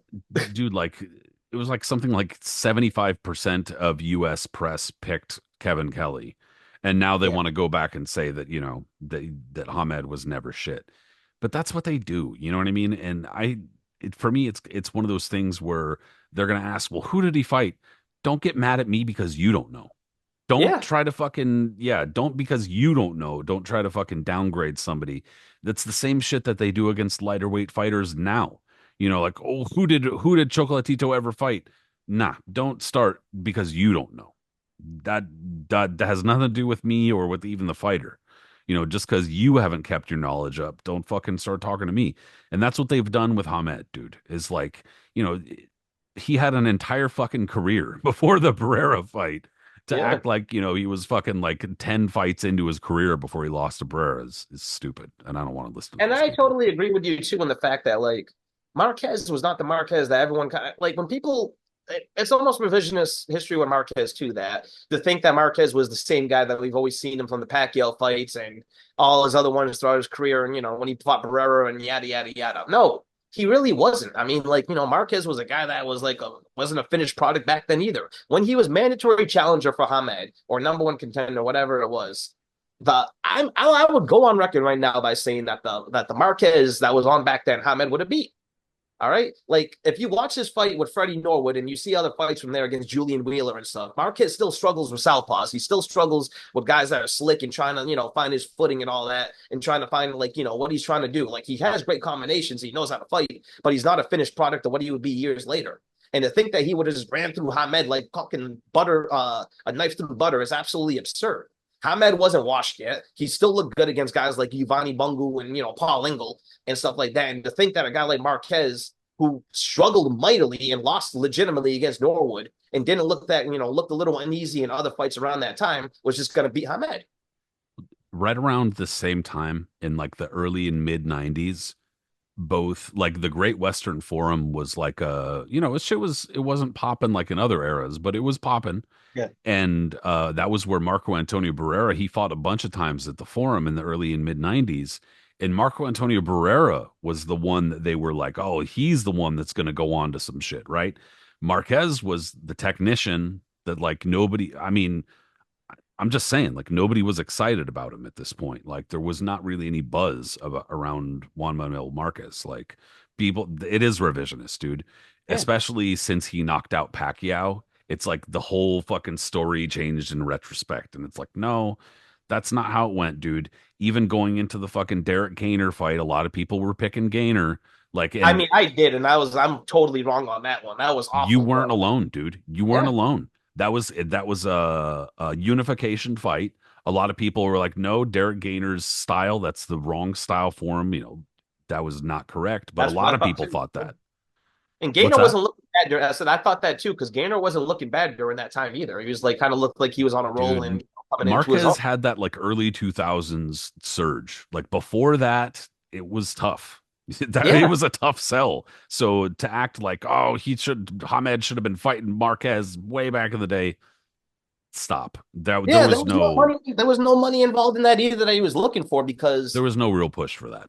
yeah, and everyone's like, oh, then he fought Augie Sanchez. Well, you do realize that's the last opponent he fell on because Marquez turned that fight down, and like three others did too. And he That's how he like ended up with and Augie he Sanchez. ended his career like fucking brutally. Yeah, more or less. Yeah. Like I Oh, mean, not if not literally, certainly in yeah, spirit. yeah, yeah. That's what I mean. Yeah, it was. He got taken on a stretcher in that fight, didn't he? Yeah, Augie Sanchez was Yeah. considered he was, I think he was the last person before the The Olympic Olympics. Yeah, fight to beat Floyd Mayweather. He was a big amateur prospect. He was also a significant prospect in the pros too. yep. So Anyway, I mean, it was just worth mentioning that like Hamed no, was I'm with you. he was a fun personality. He was a guy like around men, but a person that was talked about a lot more for a fight with him, not Marquez, was Angel Manfredi. you know, and Manfredi was one of those fun fighters that, again, during that deep ass era that HBO was pushing in the late '90s, where you had Charles Gotti, you had Manfredi, who came in soon after, like right after that, got Hamed, Kevin Kelly. Am I missing anyone there? That's four. Yeah, Mayweather. yeah, that's about right. Well, I mean, Yeah, like, Mayweather was came in because he's the one he beat Hernandez right before then. So yeah, Mayweather. Um, yeah, Norwood was kind of with him, but not quite like in the star like yeah, category. yeah, and then Norwood certainly didn't help his chances when he fought Marquez after that. But like, um, Hell no. but Manfredi is a totally different entity than Hamed. Hamed was a prodigy. Hamed came from Brendan Ingles School and was like trained right away and was training with guys like Harold Graham and others, like Johnny Nelson and others like that, and just being schooled, Literally grew up from the time he was a small kid in the gym. Yeah. There's even footage. I was watching Harold Graham, Julian Jackson last night, Yeah. and before the fight, you see Hamed in the ring with Johnny Nelson. They're both holding like UK flags and stuff like that because kind of like the main events crew. Remember how you would see Pernell Whitaker in the Evander Holyfield or Mhm. Meldrick Taylor's corner and vice versa. They all cheered each other on, which I respect. That's pretty awesome. That wasn't the same for Angel Man Freddy. My man came up from Gary, Indiana, I believe it was, and just never really had a rough upbringing as it was. You know what I mean? That's His a tough career, city, dude. yeah, and It's his a tough career fucking was city. really tough to begin with too. Like his career was really tough early on. It was like, it wasn't easy trying to get fights. He was already like scrambling and getting like a couple losses or whatever. And then like he also had a penchant for getting into car accidents, I believe it was. That's one thing I read about him early on is that like he would get in a nasty car accidents where it wasn't just a fender bender, like he was getting hundreds of stitches to like fix himself up. Yeah, he was definitely kind of a strange character. I was never really a fan because he just seemed kind of a whiny fighter to me. Like, I mean, I always remember like when I That, always that started remember. coming out like, when things didn't go his way. I get that. Yeah. Yeah, he wasn't. He was more of like a good skilled boxer puncher like at first, but yeah, it was kind of like as soon as he started taking losses, he was real whiny. He was always like people were always screwing him and stuff like that. But yeah, I definitely remember at first he was more of like a technician, kind of a boxer puncher type of guy, a good puncher too, actually. Sure. And that was also the gimmick was the devil mask, the Satan mask thing, and the fucking that was his whole thing. And I was gonna say a second ago too, they actually had for about 2 years or so, off and on, the in the boxing magazines they were Mhm. talking about matching Hamed and Mayweather. Like that was like a That's right. realistic That's right. thing that Yeah, they yeah. were talking about for a bit because Floyd was at 130 pounds and he was there for a while. And Hamed was 126 pounds and was there for a while. They were both kind of flashy, etc. And that was like a serious fight that people were like, we think Hamed could beat him type of shit for a while. Well, 1,000%, because Mayweather back then, well, I don't want to say revisionist because I think everyone agrees that Floyd like built his brand. It wasn't that he started off I as mean, a superstar. Floyd would have beaten the absolute shit out of him, to be honest. But I mean, but they were talking about it as the point, No, you no, know? what I'm getting at, no, what I'm getting at is that like of all this revisionist history I was talking about, one thing that remains consistent is that really with Floyd Mayweather's history is because everyone's so obsessed with him, you can't really just go back and be like, no, he was a star when he turned pro. No, he wasn't. Like, Floyd came up like look, he came up really well. He was built up well by Top Rank. I have to say that. Built up very well by Top Rank. They put him in with the right guys. He got the right experience fighting guys like Tony Pep and other ones before he fought Hernandez. But anyways, he was not a star though, right? He was not a big star, and he was still like trying to find those fights that's going to bring him to the next level because he was desperate to become a star. And I get that, you know what I mean? Who was the only big star around the lightweight and junior lightweight and featherweight era during that time? Like Mosley was a big name, but he wasn't a guy that was going to command the money that a guy like Hamed would. Not only that, Mosley was a tougher entity too, going up to 135 and fighting him, in his absolute peak. Hamed makes more money than Mosley. He's like a massive star, one of the biggest ones in boxing, $1 million paydays everywhere. And that's the easiest route to get to pay per view is fighting a guy like Hamed. So, of course, Yep. everybody in their month wants the fucking Hamed sweepstakes. You know what I mean? Like, it was just Right on almost the like, heels of everything happening in the UK with yeah, Ben, Eubank, Collins, and like the exciting fights going on there too. It makes sense. it's almost like the same thing when, the De La Hoya sweepstakes. Everybody wanted a shot at Oscar at one point because they knew the payday that would bring with them. You know what I mean? It didn't matter. They just won that fight. And that's what Floyd did. And yeah, you're totally right. That was featured in KO did their little head to head thinking, asking the four experts who they think is going to win that fight. There was other times they were both interviewed after it. Floyd definitely called him out in interviews after his fights. I want the Prince. I want this and that. Hamed never mentioned his name, but Hamed didn't need to. All these guys wanted him. He didn't need those guys. You know what I mean? Hamed just yeah, yeah, yeah. They all come from me. I don't care. I'll fight them all. Yeah, yeah, but whatever, right? But then it's interesting, but it's too bad too because Floyd didn't get his first major fight. I would say I mean, Corrales was a major fight. And in today's market, that definitely would be pay per view as opposed to being on HBO. Let's be serious here. But his first major pay-per-view fight was obviously Gotti, and look how many years that took before that happened. Hamed was long gone after that. You know what I mean? So, Yep. but the Manfredi one, I think, was even more like as much as Floyd wanted him, Manfredi was more talked about because Manfredi was still a bigger star than Floyd was at that point. As crazy as it sounds in retrospect, he still was. And I mean, when Manfredi finally got he beats. Well, so first off, he beat Calvin Grove, right, the former featherweight champion who we mentioned with Paez. That was a win that got attention and got him signed by Cedric Kushner. Cedric signs him after that. He has the low rank WBU belt, but still gives him something. And a few fights later, it works out perfect because Manfredi is like the perfect opener for Boxing After Dark. Boxing After Dark is still in its infancy, and at that point where like they're trying to showcase guys you normally wouldn't see before, you might have read about and whatever, right? Manfredi's perfect for this because he's one of those guys on the rise, and he fights Gotti's former opponent Wilson Rodriguez, who had that scintillating fight with Gotti. So it's just an easy match, you know what I mean, and an easy fight to slot on HBO. So that started like Manfredi's popularity. Like he won that fight. He got off the canvas. It was a competitive win. Um, Knocked out Jorge Paez, because he was begging for a Gotti fight. Besides Hamed, everybody wanted a Gotti fight too Yep. because Gotti brought in money, brought in popularity, anything, and he was Yeah, he was beatable. hot after the Ruelas and fucking Wilson Rodriguez fights. Yeah. Yeah, everybody wanted fucking Gotti too. And so when he fought Gotti, and I think got lucky when he stopped him too, because if Gotti's cuts didn't hinder him, I think he would have came back to beat Manfredi. But whatever. That's one that propelled him to the Mayweather fight. And that's what I mean when he starts talking about the babyish and start crying and everything like that. Yeah, dude. Well, he had kind of like this was like you said on like Boxing After Dark in particular, they seemed like they had kind of invested into the 130 and 135 pound divisions a little bit. And Arturo Gatti was part of those early Boxing After Dark shows. And Yeah. so he was somebody that they could really latch onto.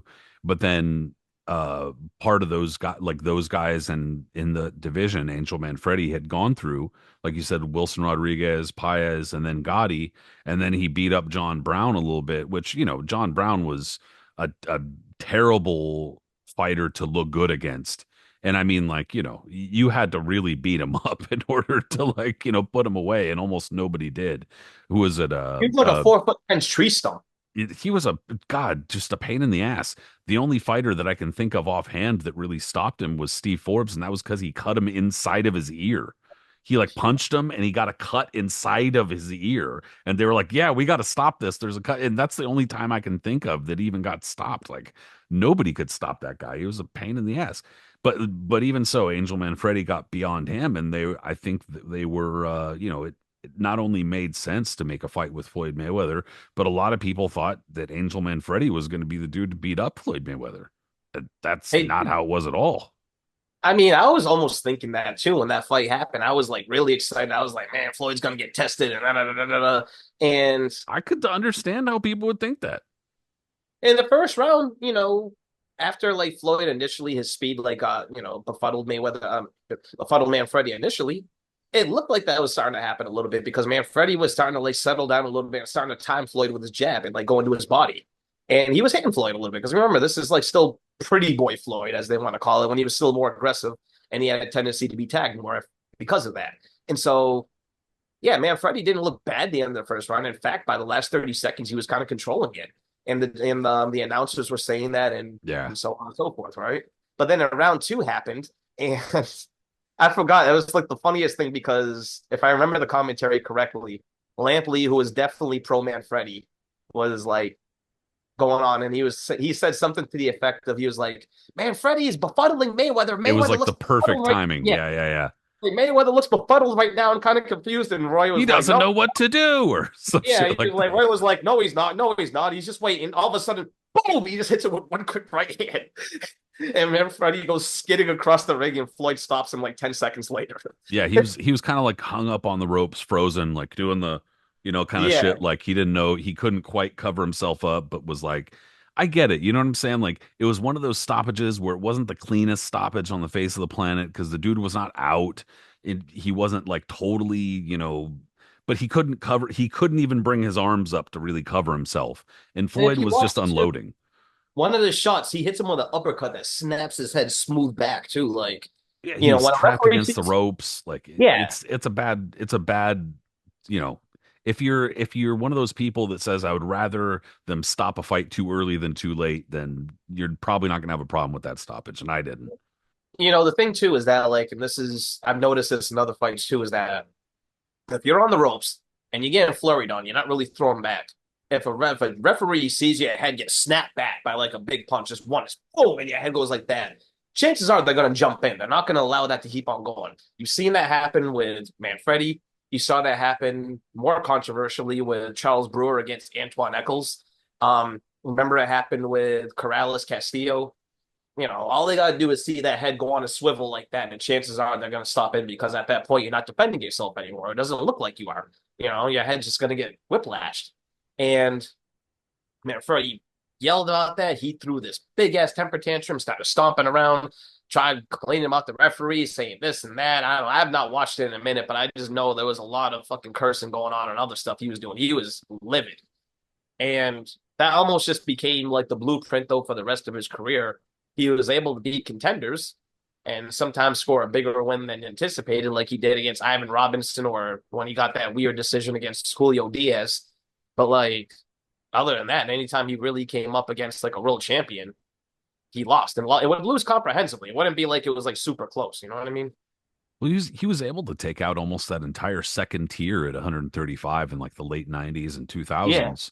But it was just that, yeah, anytime he reached like that kind of top tier, it wasn't happening for him because he ran into Diego Corrales in 2000, and I Oh, mean that was a significant fight for Diego Corrales too, who was unbeaten at the time. But then it was kind of like a similar situation where I mean, Corrales got to him early, but then when Manfredi got up, he was kind of like he was outboxing Corrales, but. That was also the kind of fighter Corrales was. Like he'd follow you around, follow you around, follow you around. But then when he started to connect, it was like, too much power, you know. sure. And that was kind of just, he'd short circuit your ass, and that was kind of how it happened against him too. But I mean, and then it was it the Paul Spadafora fight, dude. All three of those losses, he was like campaigning like it was some side. He like went on like a fucking like media blitz where he was just like, I've been screwed in all of these fights, and was like, what? Do almost all of these fights were first of all, you got stopped in in these other two fights, and then against Stevie Johnston and against Paul Spadafora, you just didn't do enough. You got outboxed. Like it's okay, but he was just like whine fest, cry fest. And I don't remember which fight it was. I want to say it was the Julio Diaz fight, but it might have been a little before that. Was when he switched the shit from the devil mask to got Jesus. Remember that? Yeah, yeah, and he became yeah. Instead of El Diablo, he became G. I don't know. It was got he said it was got Jesus. Jesus. And I was like, bro, I don't think you could do that. I think that's illegal. Somehow, I think he became kind of worse, didn't he? Yeah, like I was like, well, I don't He, know what oh, go ahead. I don't know what he's been through in his life. All I know was that a handful of years ago, God, it been about 10 And years ago now. You remember that shit? unfortunately, when someone I'm not going decided, to repeat nothing. I'm just going to say he nor was should you. saying When he was someone decided to racial put, yeah, epithets yeah. When calling out someone Floyd decided to put a Mayweather. camera on him, and yeah, I don't even think he knew where he was at that He point. did It was not look okay. not at all, not at all. As a lot of these guys, man, it's sad. A lot of these fighters, they're slurring their words now. They're getting slower, and it's going to be scary to see in the next decade. The guys that we grew up with, how they're going to be responding because, well, I don't know. You know what I mean? It's interesting to think. Like Roy Jones, for instance, if you wanted to talk about him, even really briefly, because he did dress up sometimes acting goofy. Remember that fucking Captain Hook outfit and other stuff he would do, but Fool got uh, like a cease and desist letter from Disney. They were like, take that off now. I just love that photo too, though, when he's like, but I mean, He's got the Disneyland hook, fucking. Or yeah, the remember he dressed up in the white tuxedo before the Tony fight.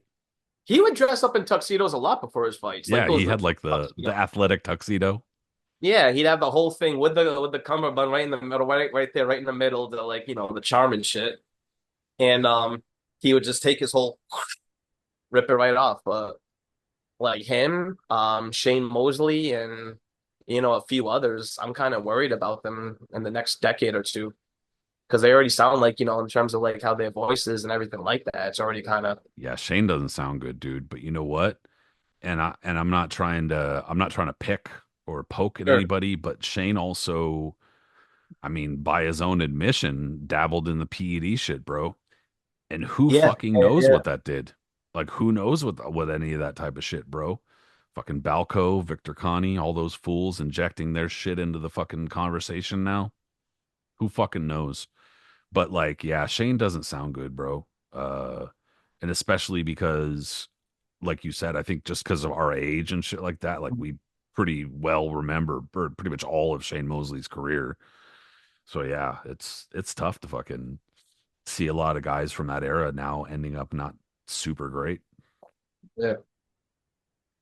Was Um, since we were mentioning tuxedos, I was just going to bring up, since today is actually the anniversary, fucking Virgil Hill, James Kinchin, that gives me an opportunity to bring up definitely one of the most bizarre program covers on the face of the planet with the okay. chef.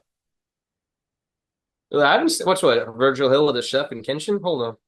Bro, yeah, I'm gonna. We need to keep this going just at least long enough for you to see this. Yeah, Like, yeah, yeah. Go ahead, go ahead. I'm looking it up right now. Talk about this. yeah, I mean, it's that's all it is like they're wearing like a fucking Virgil Hill's wearing like not even like a tuxedo. He's wearing like the shirtless tuxedo thing because he's a fighter. And then there's a chef just sitting there, like Oh, standing. I see it. It's hands down one of the most bizarre, like, what? Can the Heat take what? Okay, I see where they're trying to go with this. Yeah, like I get it, Take but what it's, Quicksilver dishes out. Ay, ay, ay. yeah, bro. Look at Yeah, that so chef, look up, dude. if What you're the fuck? listening or watching, go look up Virgil Hill James Kinchin program. You'll find it. It's 100% on Google, What the and you'll hell is just in be that like, pan, bro? What is that? what is going on? What are they cooking? It, All right, this if is you want to it's talk about weird posters, though, I still have one that tops that by 1,000%. Oh, that's when remember when Harold Graham? Well, speaking of Harold Graham, when we talked about, I brought him up briefly when we brought up Hamed. Um, do you remember when Harold Graham made that comeback and then he fought Pazienza? oh You know God. that poster, right? No. What is You it? don't know that poster? I'm, oh, I think I know what you're talking about. Hold on. You got to know what I'm talking about. It's one of the most infamous, ridiculous posters ever. Is that the one where they're like naked? Yes. Well, I know Harold Graham's naked, Or dressed like an yeah, yeah, yeah, angel, yeah. and Yeah, has now all oh my God, decapitated it's for women's sale heads. for $20 on eBay. I might have to get that. Yeah. Yeah, it's like they have these poor women dressed in black that they've airbrushed out, and then there's a devil. Yeah, Jesus Christ. I might have to frame that. That's amazing. That's that's definitely better, but reminds me of before the fucking Hearns Leonard rematch in '89. They took a bunch of promotional photos, and one of them is like this like soft edged photo that looks like a fucking pregnancy announcement. Cause like Hearns is like right here, Yeah, and yeah. it's he's like against Ray Leonard's back. It's like You might have wondered too, like how those went well, because they clearly had to be with each other to do these promos. You know what I mean? These like somebody commercials. set this up, like Yeah. somebody like took the money and was like, we're gonna Like, did they drive you go into over. this thinking how it's gonna act? Like, how like, they're gonna have to take this 45 times where he's gonna be breathing on my back. Eventually, I'm gonna be Yeah, annoyed like by that was just the one photo. They took yeah. 300 fucking Barbizon models and shit. The fuck? Do you think at one point Duran wanted to beat up Leonard during their 7 Up commercials? Like, I'm sure at one point he wanted to spit on him, even though their kids were there. I Or guarantee you, Duran's kid was trying to fight Leonard's kid. I'm sure he did. Yeah, my daddy beat you. Um, yeah, that shit was absurd, bro. And then you had who else was it back then? I don't know, because they would just film the most. That's the thing, is that back then at least they were creative when it came to big fights and trying to do commercials. Like the one with when Hagler and Hearns telling reminding you to do your taxes before Yeah, their fight. that's true. The Yeah, that was a fucking the one before Foreman Morrison, where they had yeah, Tommy yeah, yeah. Morrison like sitting in his living room and shit. And he's watching the TV. Yep. Yeah. There was one as well too where I want to remember. I have not seen it in years, but it was before the fight with uh the Axel Schultz fight, and I want to say like three of Foreman's opponents are like sitting there talking to each other, reminding them about Foreman's fights. Oh man, you remember when he knocked out so and so? And the guy that got knocked out goes, "No, I don't remember that." And they go, like, oh, you remember when he knocked out so and so? I don't. And then they show the people there, and it's the guys. But then the most infamous one, and not a good one, and at all in retrospect, is when they had fucking Mike Tyson and Michael Spinks thanking Donald Trump for them to fight. I don't know if you remember that commercial. I don't remember it, but that sounds about right. Yeah, they're there like face to face, and I'm pretty sure they're like shirtless or whatever, and they're standing there, and their first things they go, "Thank you, Mr. Trump." Yes, thank you, Mr. Trump. Now we get to see who the real champ is, or something like that. Thing about this fight is we're gonna see who the best champion ever is. Probably the best. Nobody ever talks about the fucking guy.